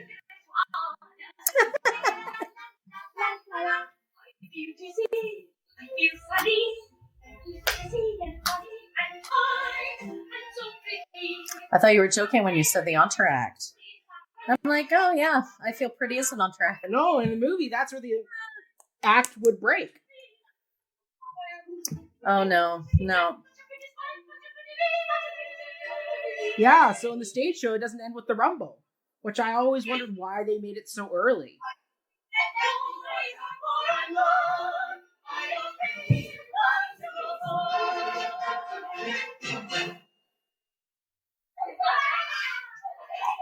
So fun. And now we get to meet Madame Lucia, the one adult that we get to see in this world besides Police and Glad-Hated Doc, who we don't see in the stage show. We never get to meet Madame Lucia. No.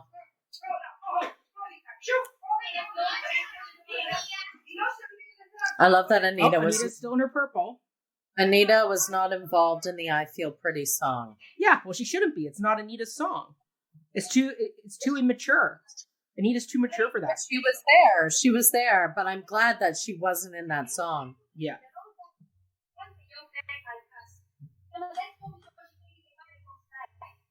You go, Anita. I'm in locker. Why? I have work. Anita's not a good, or Maria's not a good liar.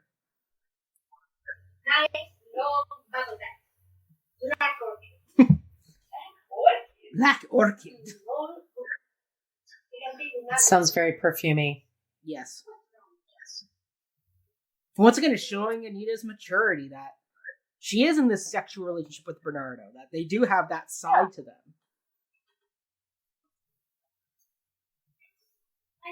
This is a good question. So how they dance, like they gotta get rid of something quick. That's how they fight. And she's right. They gotta get rid of something quick. Yeah. They're bored and they're angry at the world. That's right. But they're angry at the world because they're bored. Yeah. That's and not. this It is the one doesn't. caution I don't like for Anita. Is that she's They're in tired an of not being able to climb through the system. Yeah. Like they see the futility in it. Mm-hmm. Yeah. You know what I mean at this time? Mm-hmm. Yes.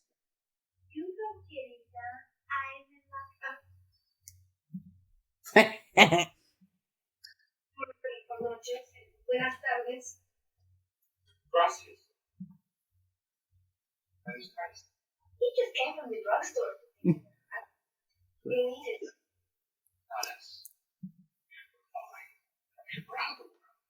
You're out of your heads. She's right. But what's great about Anita is she doesn't rat them out. She doesn't stop them, but she goes, you guys are playing with fire here. How can I know what goes on 12 feet over my head? You better be. I do like her costume though. Like Anita's colors is purple, yet she's in this orange, which I don't particularly like. They should either had her in like a red or a purple. Is her colors?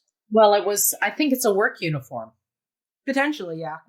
Because Maria's got similar. Yeah. No. Yes. See, Tony wasn't gonna go, but Maria freaks it all up. She bucks it all up, as Reed would say, by sending Tony to go deal with this. And it's like, don't send Tony. But it once again just Maria kind of bugs me. Romeo bugs me. Yeah. It's like they don't understand the world. Like they're purposely put on there to be innocent. Yeah. And I'm sorry, I don't know. Maybe she was protected, but she must have. She's been here a month. She's been here a month and lived in the dress shop and gone home and sat at home at night. Yeah, but so she doesn't know the bigger world. The journey itself, she would know something, right? Yeah. And yeah. All right, I now just we're think the song I don't like. That's so elegant. Oh, I don't even. I do like this first part with the dresses. I do find this cute. She is tough, no doubt. That's a nice thing to say about your mother, Tony. Nothing but the fun. Oh, I would like to see Papa in this. Hey, you asked about your clothes dance. You met it. If you go to church. Got church, there you go, Autumn. You're right. Papa might like. If he goes to church, Papa might like you. Mm-hmm. So in that way, it is a unifier. Yeah. But they don't talk about that. Like, that's... Whereas if it were East Side Stories... It would be a very different story. She said She has good taste. Also, what's neat is that Tony's dad's not in the picture. He mentions his mother, but not his father. Meanwhile, Maria's got both her parents, plus her brother and Anita. Once again, furthering that the Jets have the country, but no home. The Sharks had the family. Well, Tony's had to be the man, right? Yeah, so where did his father go? I think he may have gone to prison. Maybe, or maybe he fought in the war and never came back. True. Yeah, this would be right after World War II. Mm-hmm. I hate this song. It grinds it all to a halt. Like you're driving toward the Rumble, but then you're going to stop for this Bernstein cut candy. They're talking about their parents and their marriage. It's a beautiful song. Come on. It is a gorgeous song, but what I would do is I would restructure this scene where they do the dress shop stuff first, and then as they're going along having fun, then Maria asks the question of, are you going to the Rumble? And then that changes it to, I'm not going, you gotta go. Okay, I'm going. End of the scene. Or maybe she asks, and then before he goes, they sing this song. Well, that's what's happened here. But no, it has to be restructured.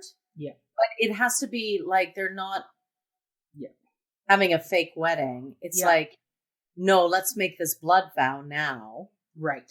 Let's cut our, here. Yeah, it lacks agency, the song. This is kind of like Officer Krupke, where it's there, it's cute, but it's not cute. driving. It's beautiful, and it could have purpose, but it has no drive the way they've done it. Yeah. Like, it feels like a random number before the Rumble. It's like, or even the Tonight Quintet. Like there's no stakes. The air drops out. Yes. But if, he's going to go, and she stops him and says, oh, wait, what if something happens to you? And he says, no, here, hold this, have this. Right. As a keeper of me. Yeah. And then only death will part us now. Mm-hmm. So there's, that would make more sense. Give agency. And then he goes to go again, and she stops him again. Like there needs to be a sense of urgency to it. Yes. Like, here's so pastoral. Do you know what I hate about some of the shots in this musical? What? Is they're doing it as if they're on stage. They're cheating out. Yes. And I'm like, guys, you're on film. You don't need to do that. Yes. Which is great, because Robert Wise, who directed this, after Jerome Robbins was fired and left the picture, he was the cinematographer for Citizen Kane. So it's not like he doesn't know how to shoot dynamic shots. No, some of the shots are beautiful. Yeah.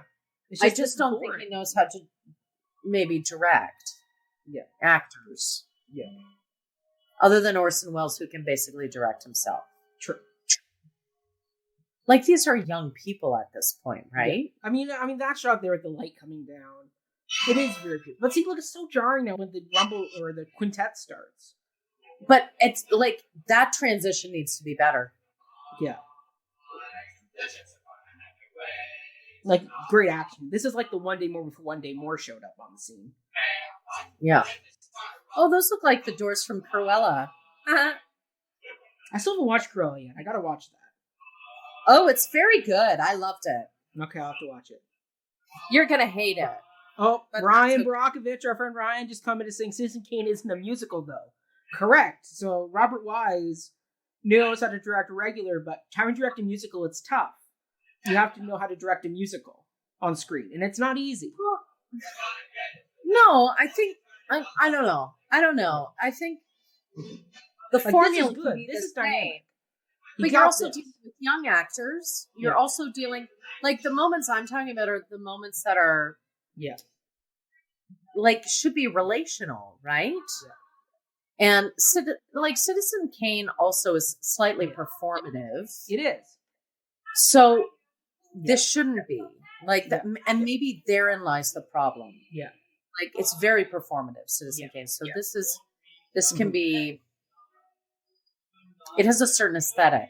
Yeah, this is this is good. Slightly more naturalistic. Yeah, but you're in a transition period of musicals, right? Where you are. We're going from almost naturalistic, realistic into naturalistic. And this is kind of teeters. Yeah. It'll be interesting to see what Spielberg does. I'm excited because you got Spielberg, but it's Spielberg, and then he's also got his main cinematographer who did Schindler's List and Saving Private Ryan. But, like, let's look at Citizen Kane in comparison to something like Schindler's List. Yeah. Like, there is an element of cinematography that is performative in both of those. Yeah. It'll be interesting to see how that makes its way into this. Yeah. I love this quartet. I think it's genius. So good. It's so smart. So this is where in the original show, Riff and Tony are talking, and it's like, and Riff is doing you're going to be there tonight, and Tony's saying, right. But they changed it to Ice and Riff, which makes more sense. If Tony's not going to show up, you have Ice and Riff do it. So we're going to see what they choose to do in the new version. Yeah. Oh, Anita. But once again, she's in purple. Like, she's going back to her original color. There's a lot of walking and singing shots.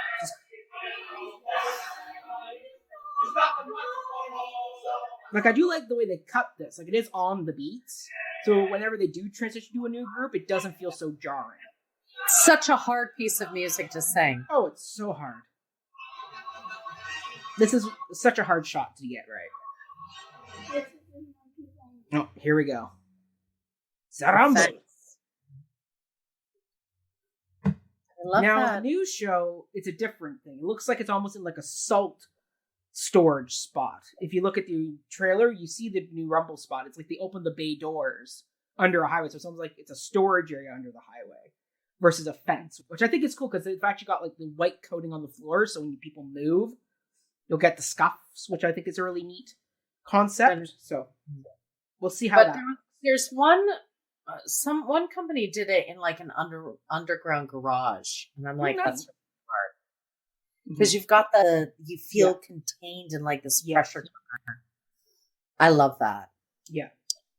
Or in like an old train like depot. Yeah. Something like our subway depot would be great. Yeah. Once again, the jets showing up height wise, they're above, right? Sharks came in from the ground. Such an Outsiders. The Outsiders. Have you ever seen The Outsiders? No. Like an Outsiders poster. Did you see The Outsiders? No? What? What's wrong with the pair of you? I know the kids have never seen it. So this is set very similar to what they had in the 57 musical. If you look up the Rumble from the 57 stage show, this is basically verbatim set piece. Now what's neat is, so Jerome Robbins was fired right before they filmed this. And Robert Wise went into Robbins' office and said, on your typewriter, type out every beat that needs to happen in this scene, in this dance, because he needed to get the music right. So if you listen to the rehearsal track, it's literally just the conductor counting the beats for the actors so they can hit the right moment. Ridiculous. Why was Jerome Robbins fired? Because he was being very difficult to work with. Because he came in knowing what he wanted, and then he would start changing shots. So they went way over budget for the New York shoot. And then apparently he was, once again, Jerome Robbins was not a nice guy.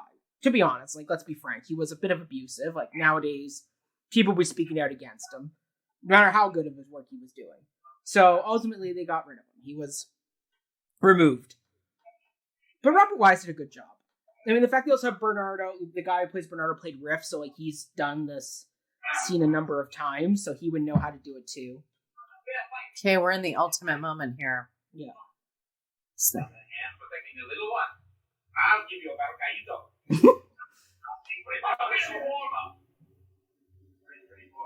See, Bernardo, once again, it's pretty boy, right? He's like, they're showing both sides are just as petulant. No one side is better than the other. They're both just as bad in this moment. Well, he's also fighting for his sister. Yeah.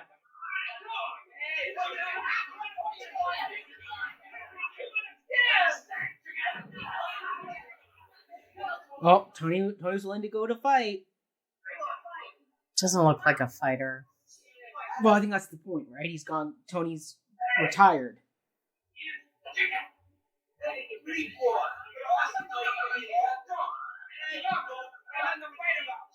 Still trying.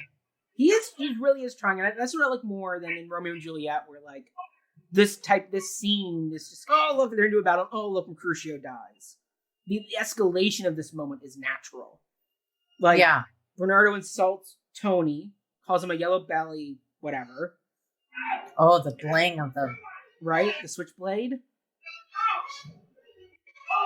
Tony tries, man. He really does. He really is trying to stop this. But as we know, Bernardo and Riff, they just got to get it out, right?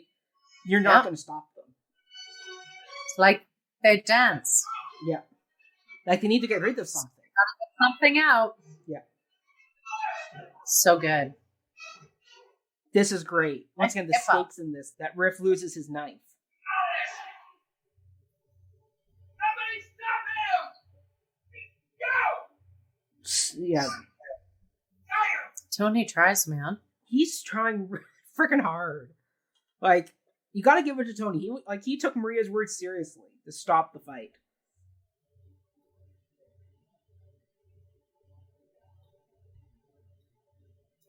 And once again, Bernardo taunting Riff, right? Like, yeah, it's like the shark slowly swimming towards its prey. And then Riff gets the upper hand. Gets him in the back. Yeah.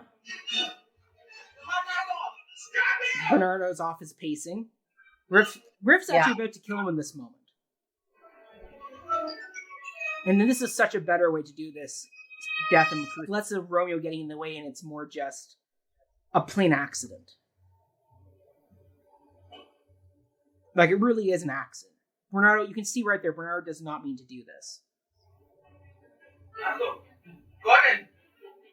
And Tony's hurt. And so he stabs Bernardo. And see, once the 2 meters are out of the way... show how it, it just shows how it... Yeah. Well, once again, the leaders are gone, now everybody gets off the leash. And the fact that they all went, this is going to be a fair fist fight, they all show up with weapons like chains and bars and switchblades. It's like, they didn't trust each other. They came armed and ready. Like, it was always going to end this way. Yeah. Of course they did. Yeah. Of course you do. Of course you do. Yeah. Get that last hit in there. It's so... And then, like cockroaches, they scatter. This is such a better way to end the first act, is on this moment. Versus the randomness of the film where they chose to end it after the war council. I'm like, no! You end after the rumble. Yeah.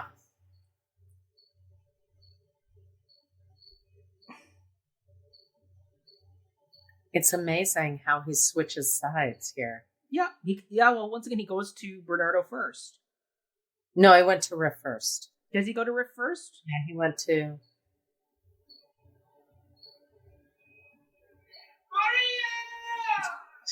The pain of that line. I do give it to this actor. He doesn't get a lot to say, but like what he does have to say is great. Oh, and of course, who shows up? Anybody's. The fool. Yeah.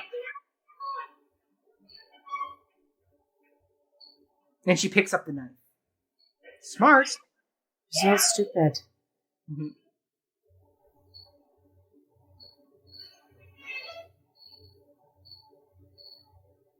This can be done a little bit faster. Like the agency's running out here.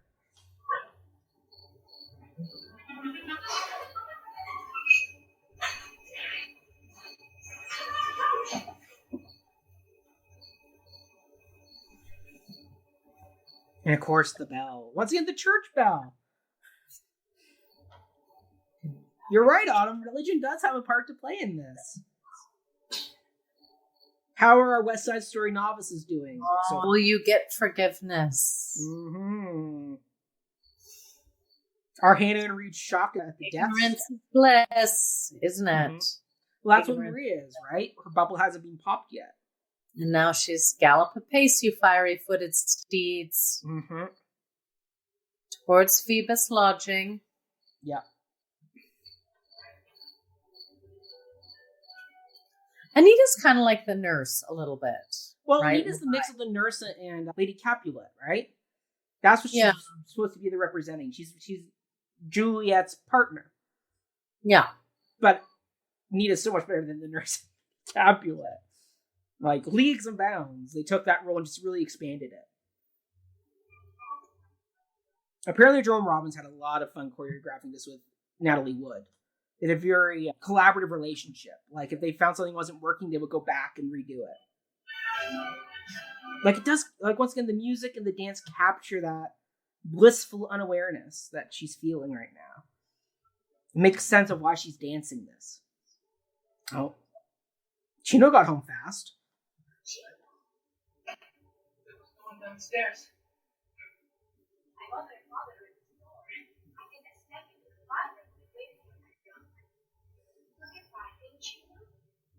Yes, I'm sorry. Go home and wash up, Maria. I received it, Mom. Maria, go home. And look at the door, it says Nardo, right? So Bernardo's still in the scene.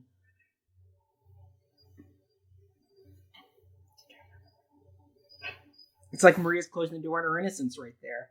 Yep. It's bad.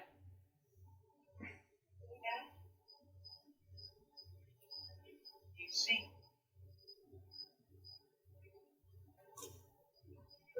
it wasn't fine. None of them. This Chino guy's actually pretty good. Like, he's doing the scene well. Chico, tell me. Maria let it slip. He killed your brother! The music here is a little bit too dramatic. A boy like that. Okay. Right? Mm-hmm. Chico! So apparently, in the Spielberg version, from the trailers I've seen, we will get to see the scene that anybody sees about Chino getting the gun and going to hunt Tony. There is evidence in the trailer that we will get that scene. We will get to see the scene. It won't just be anybody's telling us what she said. Yeah. That's good. Which is good, because we lose Chino after this moment. We don't get to see him again till the end. Which has never made sense to me. You think they'd have at least one scene with Chino and the other sharks doing their plotting. Yeah. Oh, statue of Mother Mary.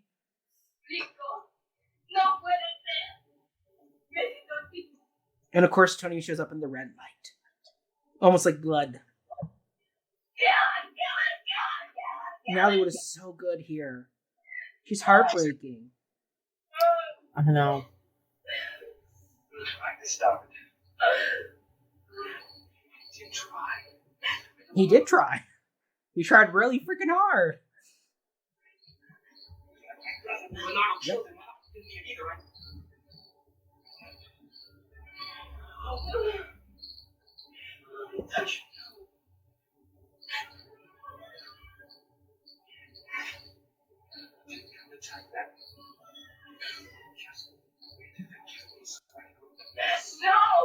No! She can't lose everything in one night. Yep, exactly. But see, Tony's a good guy. He wants to go do the right thing. He wants to go to the police. He does. Yeah, we forget about Chino, really, don't we? He does. He disappears until he shows up at the very end. At the very end. I mean, we hear about him from people, but we don't get to see what he's doing. He's also in love with Maria. He is. Well, he's the Paris He's role, been right? promised to Maria. Exactly. Now, that's a little bit of a outdated thing. Oh, here comes one of my favorite songs. I know, Autumn, this made your other list when we did our West Side episode. Like, it's beautiful. I like it here because he's singing it. Sometimes it's an ephemeral person singing it. After the ballet. Yeah, it doesn't work. Once again, which I'm hoping... Like, in the trailer, we have Rita Moreno singing it. So I'm hoping... That's a Well, I don't know how they're going to have it staged. So I don't know if Rita Moreno's singing it to either Tony and Maria, or if she's singing it as they carry away Riff and Bernardo's bodies after the Rumble, and she's sitting in her shop watching. I don't know. What's Sarah saying? Yeah. What's Sarah saying? Oh no, Rita was just asking something. Oh, what's Rita wanting to know? Oh, he was just wondering. He's wondering why other people are singing. Why other people would sing this? It's like, why would someone else sing this? Oh, because in the stage show, it's meant to be like an offstage ghost voice. I know, it doesn't make sense. Well, it works in the 1957, right? Because that was the ballet. That was right after Oklahoma, right? So you would have these other voices, these other people on stage singing this song. But it works better here, where it's Tony and Maria singing as a comfort song. I still don't like it. I know it's you not. don't.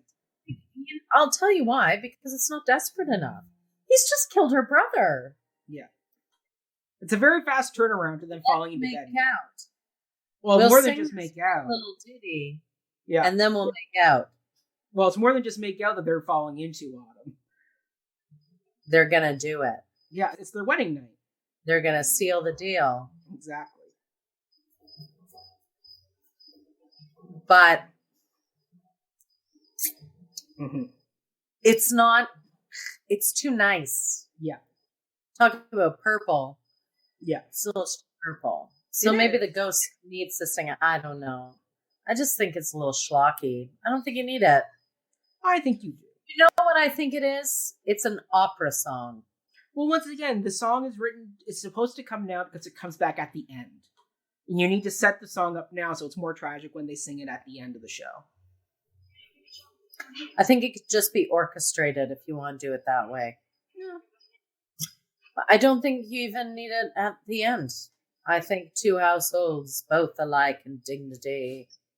Oh, whoa, never was there such a tragedy. Yeah. We got it. We watched it. We watched it unfold for 3 hours. Congrats.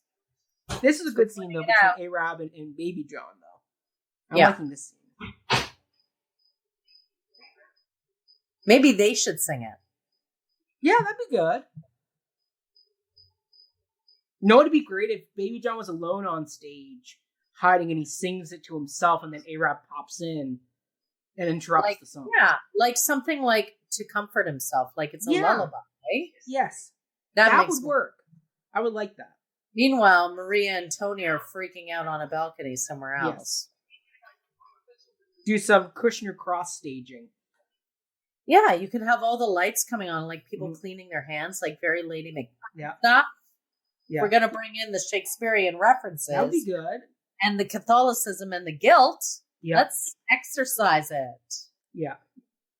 Well, big discussion. Big discussion time. Yeah. Let's play it cool. Well, this is where Officer because in the stage show, Officer Krupke almost touches them. And that's how they get his hat that they then use for Officer Krupke. So this is where they've changed it. And now it's cool. This is where Krupke should have been. Yes.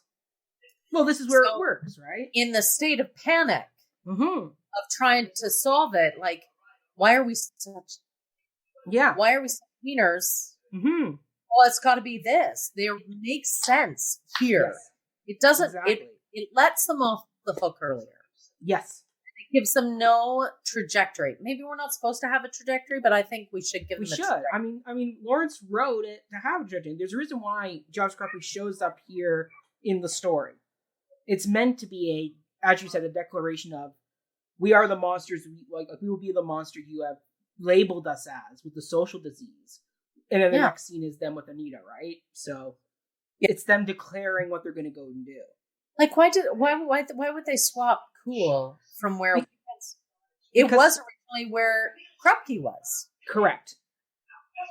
So it's because Sondheim's advocated when they were doing this. He always advocated when they were doing the 57 stage show too.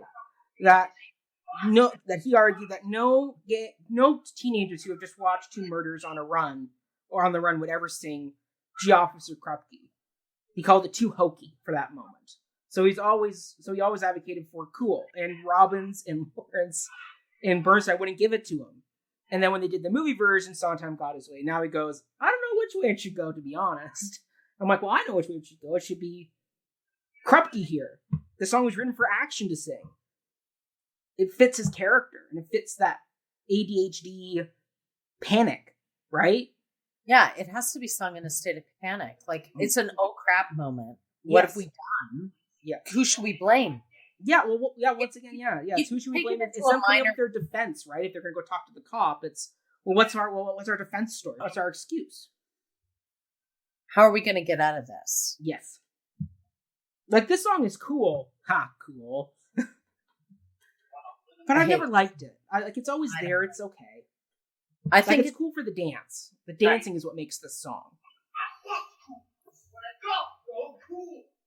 And the fact that the actor playing... It's before the Rumble. Yeah.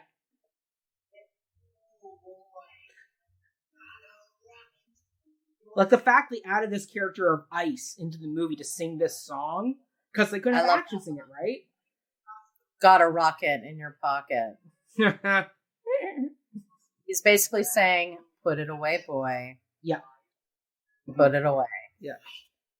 So Jerome Robbins was actually on set for this, and he had them run it so many times, and they were so hot that the actor playing Baby John had pneumonia, and he fainted on set.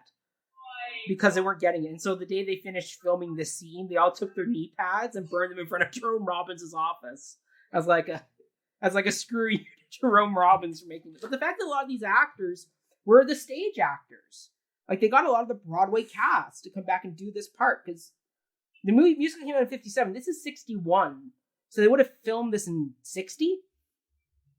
So like they could still do the parts. Easy action. I love action. He's my favorite. Mind you, it's because in the stage show he sings to Officer Krupke. Like, the dancing is fantastic. Oh, it's very Bob Fosse. Cool, it's cool. There's something They're scary. like tight little wires, I guess. Yeah. Right? It's wine, cow. It's them dancing to get something out. And I don't think they really realize their actions. Like the possibility of what could happen. Yeah. They're going And to you jail. kinda They're wonder accessories to if murder. Holding a gun realizes what could happen. Yeah. Or is it just, people are so young. They are young. Well, they don't understand what they've done, right? I mean, to be honest, if they get if they get caught, they're accessories to 2 murders. There's manslaughter charges. There's something, like, charges are coming their way. Yeah. They're not just going home. No, it's not going to end well. No. That's why this is so much better than Romeo and Juliet. It is. There's better stakes in this than Romeo and Juliet. The other thing about the Jets, which I find very interesting physically, is their shoulders are always forwards. Yes. Whereas the Sharks are way more open. Yeah. Right? Yeah. Cool. Go. Crazy. I mean, this is Bernstein at his coolest with this fugue that he's written. Which, once again, in 57, this was very revolutionary sounding music. Like, this was unique. I mean, you think before this we had Oklahoma and South Pacific. Nobody had written music like this before. Well, for musicals. Yes, for musicals. Right? Because you have people like Aaron Copland who were was writing music like this. Yes, but nobody had done it on a musical stage. No. So like that is what's neat about this song too. I mean, and also the fact that they really are doing this dance. So like you can see the little sweat coming off these actors. Oh yeah, no, it's amazing. Like the intensity that they're giving this performance is incredible. Like this is Jerome Robbins at his finest. I guess perfection pays off. It really does. But to what end? Mm-hmm. Well, once again, if we were looking at Robbins today, we would all agree he was very abusive as a director. But look at them. The breath. Yeah. The breath in this moment is phenomenal. Well, they're huffing, right? You can see they're pushing it. But it's that. But they're also at it they're exhausted. Yeah. So maybe he needed to exhaust them to get them to this point. I don't know, but potentially very methody, Jerome. It is very methody. Which you and I both are not big fans of the method. Well, it's not safe. No.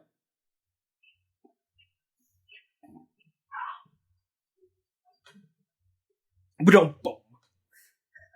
Okay, so the ending is bad. Yeah.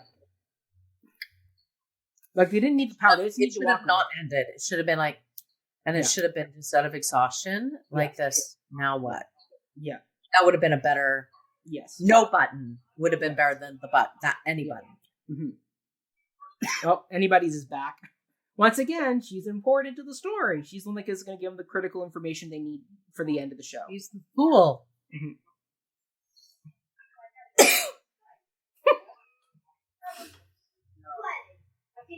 What's the freak now? There you go. There's a statement. Even in even within the Jets, they are othering one of them.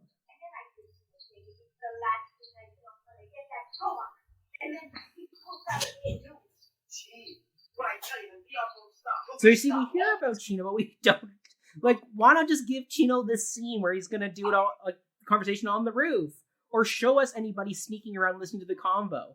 such a more dynamic way to do that scene versus third party afterwards.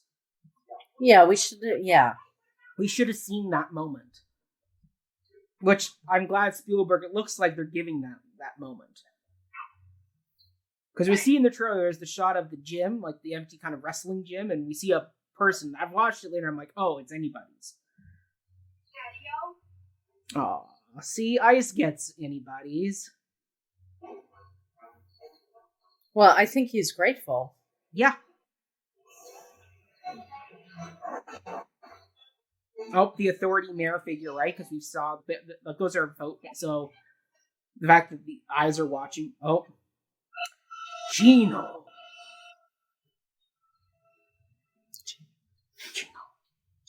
Gino's going to get all of the jets. He's going to get all of them.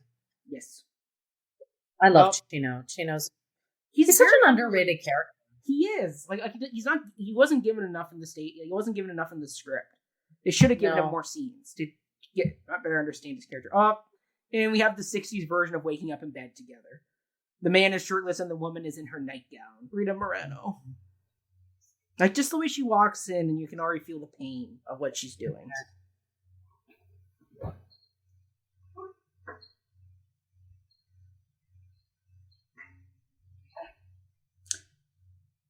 And she's still in purple. She still has her purples. Oh, stop kissing. She's at the door. He killed your brother. Exactly. This is the one time I don't like dubbing is watch Rita Moreno's face and listen to the music. Betty Wan didn't capture... Because Rita Moreno says when she filmed this, it was almost like a growl as she's saying that first part of the song. If you watch her face, it's more vicious and vindictive. And if you watch the singing is very operatic. It doesn't match emotionally. No. So yeah, just watch the moment. You'll see what I mean. So imposing that Anita's shadows in the door there. Like, the outside world is just waiting to come in. They're living in their bubble for a few seconds longer. And the music is scary too. So great. Oh, that silent just out of my way. Oh, anybody's finds Tony.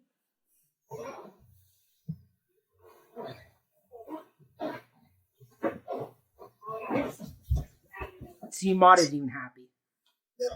He is one of them. No, Lisa. Yeah. I hope they do the song in Spanish like they did on stage. See, the vocals are off. Like she looks so angry and growling and hurt. And the music is too nice. Yeah, it should almost be spoken. Yes.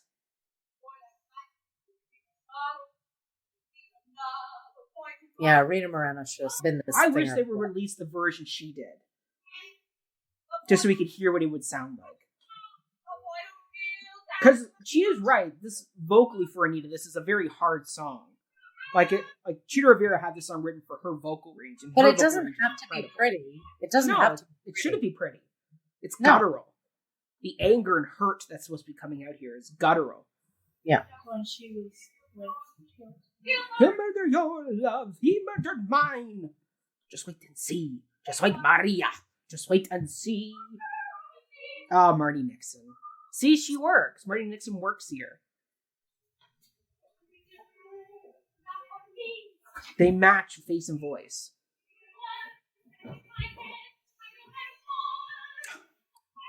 So good, Rita Moreno. You can feel her anger and sadness. This was number 3 on my original top 3 list.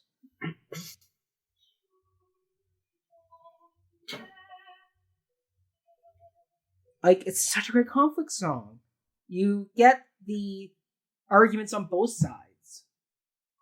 But Anita's pretty wise. Like, she comes over, right? She sees Maria's point. She concedes the truth of, if you love someone, like she loved Bernardo and like Tony loves Maria, there's nothing you can do. Love is love, right? Because love is love. Mm-hmm.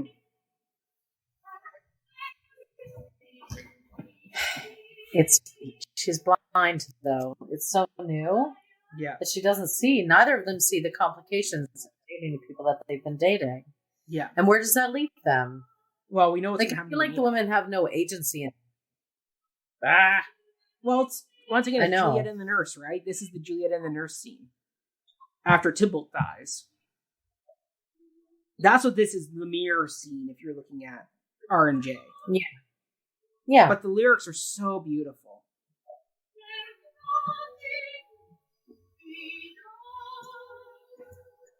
Not a thing I can do. You want to know a fun fact about that bracelet Natalie Wood is wearing? She had sprained or broken her wrist, one of the two, early on, and so they had to bandage it, but to hide the bandage, they gave her a bracelet, and she wore that every movie afterwards. So she always wore a bracelet on that wrist because of the damage that was done to her wrist. Oh. It was before this film that she damaged her wrist. Oh, but they gave her the bracelet to hide the bandage. Oh, interesting. Mm-hmm. Like this, and also you can tell this was Sondheim came first here because the music is, while beautiful, it doesn't match what's being said. Like Sondheim clearly wrote these two monologues first, and then Bernstein came, which is true. Like this was the one song that Sondheim got first stab at. Yes. I wonder what would have happened if Sondheim wrote the music for this. Probably very, what's the word I'm looking for? Like disjointed. It wouldn't be as melodic. It'd be very atonal. Probably be like Pretty Women. Yes. Actually, I could see it that way, yeah. Be very interesting. Pretty Women. See? Now Anita, like the fact that Anita and anybody are both in this important scene, but we never see the important scene. Right. It's like, why didn't we see this scene? The two fools were there watching.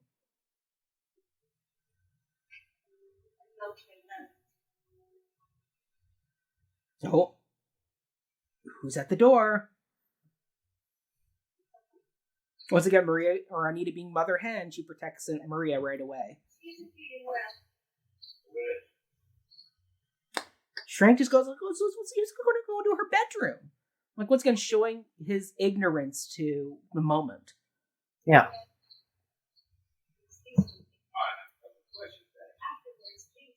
Like, he's doing his job, investigating the murder. But the way he's doing it, like, he just went and grabbed her. Like I guarantee if he was talking to one of the Jets, he would be a lot gentler. I think if he was talking to a woman, he would assert his authority. Yes, this is the doom of Anita. This moment right here. She just has to say no. But she's brave.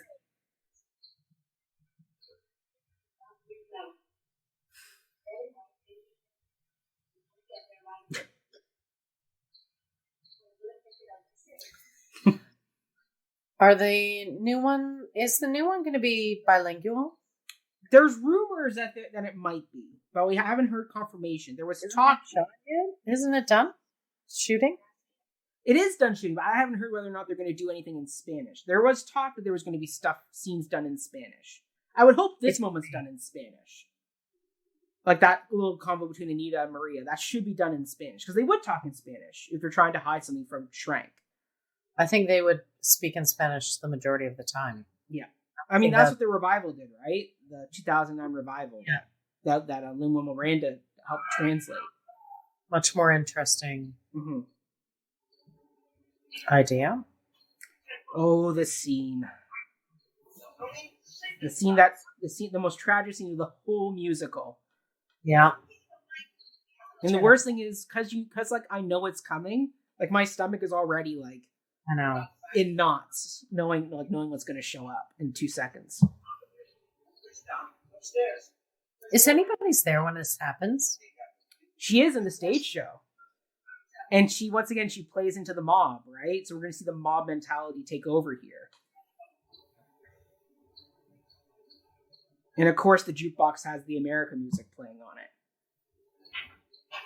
And the mambo music, too. There it is. Yeah. And the fact that you notice, because Ice isn't in the original stage show, they got rid of him for this scene, saying he's in the back alley. So once again, it comes back to action being the driver of the jets post-riff. Action. Yeah. So see, anybody's is egging on the other jets, right? She's giving them the comments too. But she's just become one of them. Yes. Like, she's so fearless, and like the fact she steps further into the fray. Downstairs. Didn't I tell you came here?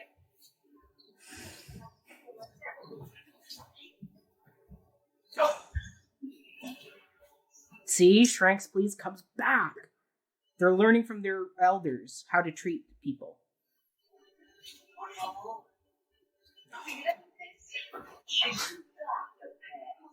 I wonder how they're going to do this scene in the new version because of how sensitive people are now. Like the language that's used in this scene is very harsh. So I wonder how. I hope they don't tone it down for the new version. I hope they keep it just as painful and cruel. Well, it's a sign of what happened during the times. Mm-hmm. Still happens. See, it's anybody's who gives them that bit of info. Don't do that.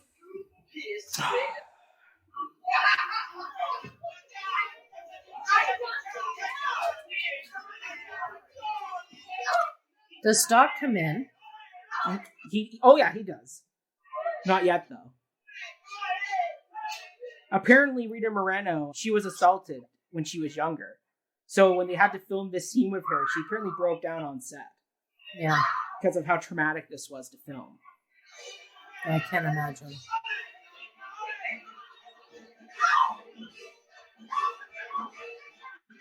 Poor baby John, too. I know, right? Oh, here's Doc.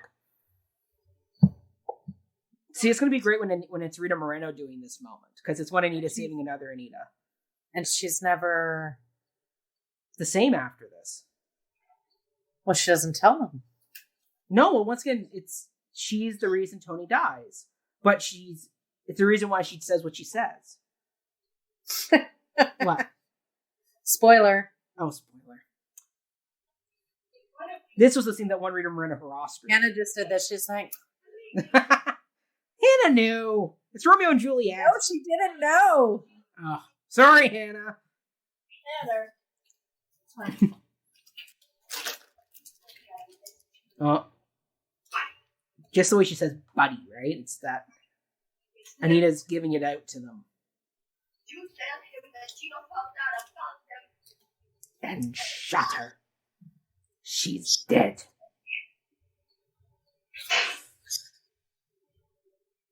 And that's way better than Romeo and Juliet, because Romeo and Juliet, the message doesn't get through because people keep dying because of a plague. Here, it's like there's an immediate reason why the message keeps dying off. And Tony doesn't get the message about Maria. That's right. It's, again, you're right, it has that... Not exiled, really, you know? No. There's no fake death. No. Well, technically there is a fake death. Maria's death is faked, but it's through Anita's message. That she gives out of a moment of anger and pain. See, there should be a moment there with anybody's. Mm-hmm. Like, there needs to be that moment of confrontation. Yeah. Well, if you notice in the staging of the Anita scene, anybody did not participate once the Jets started getting physical. But she did participate because she spectated and didn't try to stop it. Exactly. So she's complicit in it. She is. Oh, she absolutely is. She eggs the Jets on at the beginning of the scene and then steps aside when things get bad. Doesn't bother to help Anita.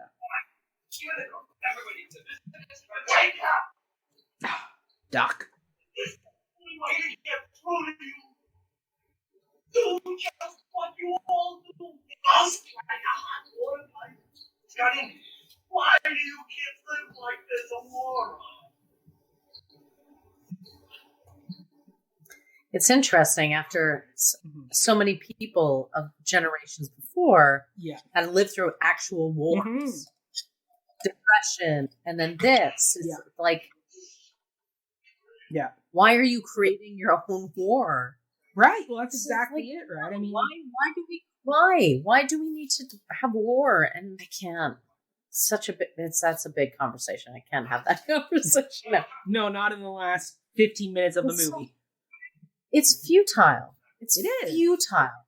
And that's what we get out of this story. That is futile. Yeah. It's a futile. The futility of anger, of petulance, of war, yes. of greed, of ownership, of the patriarch, right? Ugh. Don't go down the hole, Autumn. Don't go down the rabbit hole.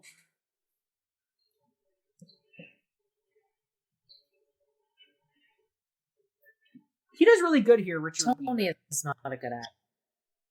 I don't know. He's doing okay. So you think he does great? I never said he does great. I think this is a good raw moment for him where you see his... He doesn't know what to do. He's built up the pain and the anger of this moment.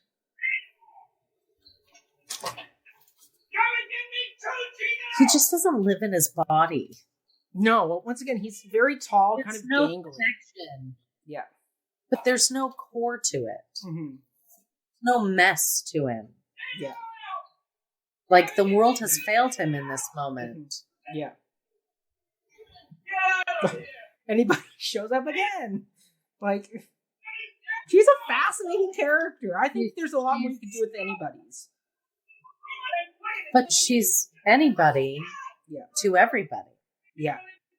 She's exactly what everyone needs in the moment that they need her in. Yes. Except for now, Tony sends her away. When she's right, he should go and hide. That's right.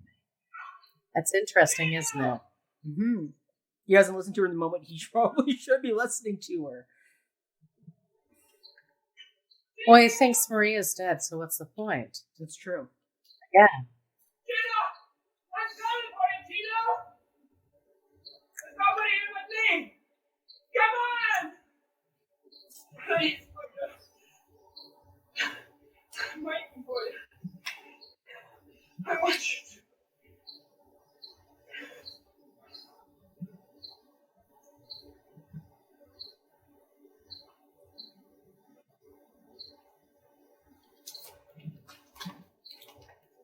Tommy! Sad. So this is where... Hold on. I'll tell you where the lady, when I saw this Stratford, had a big emotional outburst. Maria!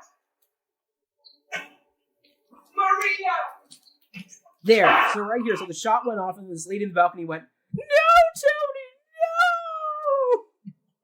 no!" And everybody, like, we all were in the balcony. We all just did the whole big, like, the Arthur head turn at this lady who was inconsolably sobbing. Oh, no. And I was like, had she never seen it before? I have no idea. I just know that it pulled me out of the moment. In not a good way.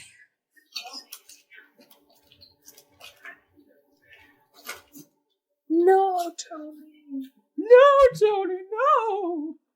Like, it is sad, the fact that Tony dies, and Maria's here having to cradle him, right? Like, it's way more tragic, this ending. And see, this is why you have them sing the song early. Because it just emotionally anchors this final moment between them.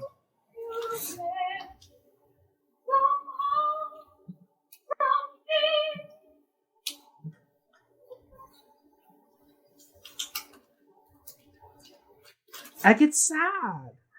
It is sad. The fact that there isn't a somewhere for them. And this musical proves that. Proves that there is no somewhere. Only death did part them now.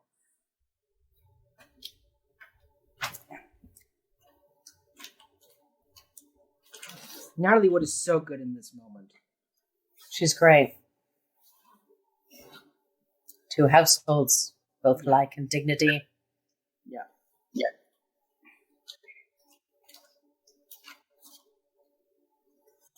Stay back! And it's Maria who's going to stop the gangs. Apparently there was supposed to be a song right here that they were going to sing. So this whole monologue, she says, it was dummy lyrics that Sondheim was supposed to write music to.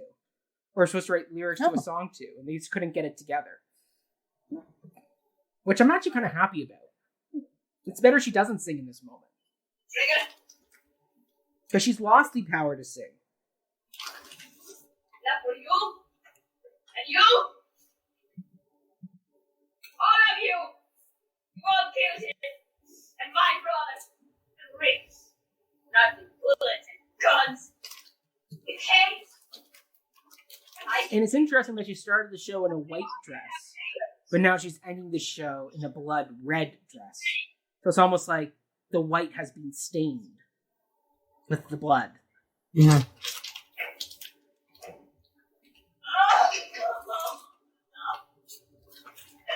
Like, she's so natural. I know, she's great. Like it's authentic. It's not a forced breakdown that she's having. It's an authentic breakdown. You got him! I don't know what's going on with the audio there. That's always been a weird audio moment where she does the "Don't you touch him." I love that she looks at him as if he's to blame. Yeah. Well, Because he played a part. He played a part in Tony's death. They all did. Like, Riff getting Tony to the dance was his fault. Bernardo egging Tony on at the Rumble was the other part of the problem. All doing it. They all have a part to play. They all brought about the death of Tony. It's so petty. Mm-hmm. Their squabble is so petty. It's over a bit of a playground. That's what we forget, that this whole fight starts over a corner of a playground. Turf. It's a turf war. Right? But haven't we been fighting over land for centuries? Yep.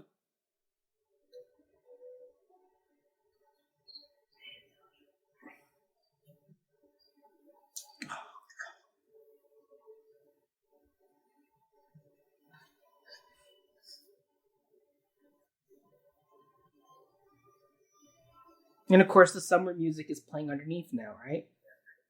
And what's going to happen is the potential for somewhere to be. Because they struggle, they can't get them. And the other side comes in. And that's why the summer music is the last instrumental we have. Because it's that. That's potential. the best moment in the whole show. It is. When they come and help them together. Yeah, it's offering She's that potential. Here. She is, which is why her tragedy is not as bad as Anita's. Anita's tragedy is far worse. Because Anita will never get what Maria has. Anita will live forever in her pain. Well, Anita and she was like assaulted. But it's interesting because they listen to the virginal words, but they don't listen to the logic. Well, no, because once again, Anita's relationship with Bernardo jades them against what she's saying. Maria. Mother Mary. Yeah. Again, the Catholicism and the tones, of that. Yeah. And her sacrificing, right? Yeah, she gives up her love. That's right. Just like Mary gave up her son. That's right. Damn, I never saw this religious angle before. Now you got me seeing religion all over this piece. Well, I got thinking about it. I've been thinking a lot about Catholicism a lot for various reasons, but the power of that religion is very big. It is. And, the buy-in is there, right? It is. Oh, and look at the end, right? It's divisive. It teaches people to divide. Hold on. Look at the end. Like, look at the only person they arrested was Chino. They didn't get anybody else. They let all the other gang members walk away except for Chino. He's the only one who has to get arrested at the end. And how do they know it was Chino? Oh, wait, we got to watch the end. Oh, there's director. Robert Weiss and Jerome Robbins. Yeah. I mean, I do love these credits. Robbins' name is slightly bigger on 2 line. So it's more standout-y. Yes. Well, there we go. We made it through our first live musical commentary. Thank you for our friends and family who tuned in. Hannah and Reed, we need to hear from them as the West Side Story novices. What did they think? What did you think? Good. Good? Good. Who's your favorite character? I don't know. All of them. Oh, that's a good answer. All of them. What was your favorite dance? That's a good question. No. The dance. Like, The dance. In the dancing. In the dancing. Dance. Oh, at the dance. Yes, the dance at the gym. The dance at the gym. Mm-hmm. Jim's dance. Autumn's favorite dance.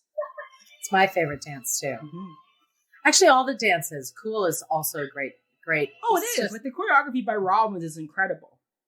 And see, look, Natalie Wood is first, right? Because she was the name of the movie. She was the selling factor. And that's why you brought her in. And then Tony and Riffin need all get their co-starring credit. That's weird. Yep. And then look, George Shakiris gets like another with a whiff. He won the freaking Oscar, and he gets a whiff.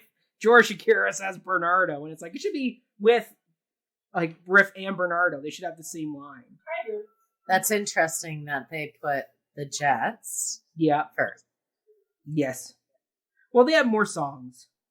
Yeah, I guess so. They are more prominent in the story with the way it's written. Once again, the sharks disappear in Act 2. And I wonder what would happen if they didn't. Well, I'm hoping with Spielberg adding in that scene with Chino, I hope we get more of the sharks after the Rumble, because after the Rumble, they disappear. It'd be great to have Cool as, like, countered. Yes. I agree. I do like this instrumental, though. Yeah, it's good. Pete. Who's Pete? I don't know. I didn't know there was a Pete. Apparently there's a Pete in this gang. Yeah. Mm-hmm. He's in his own gang. Pete's in his own gang. Exactly. So, everybody, thank you again for tuning in. Amazing. There's still time to do our Season 3 survey. If you haven't done so already, give us the feedback. Let us know your thoughts before we get into Season 4. We've got some good entries already. Thank you to Max, who submitted the first survey entry. Bravo to you, Max. Way to go, Max. Yep. Thank you if you've stuck it out with us. Exactly. For 2.5 hours. 2.5 hours. We've been doing this. I'm now going to go eat the rest of my dinner. Yes, the one that Maud hasn't eaten yet. No. She won't like it now. Too cold. Do I come say hi to the people? Come here. Come on, Maudie. Come say hi. Come here. No, Maudie's asleep. Maudie. Hey, you. No. Nope, she's not going for it. She hates cameras. Yeah. Well, Anna, why don't I hit finish on this live? It'll be posted to our YouTube channel so people can watch on their own. But there we go. If you want to see more of these, just simply subscribe to our Patreon, and we can do one of these once a month with you.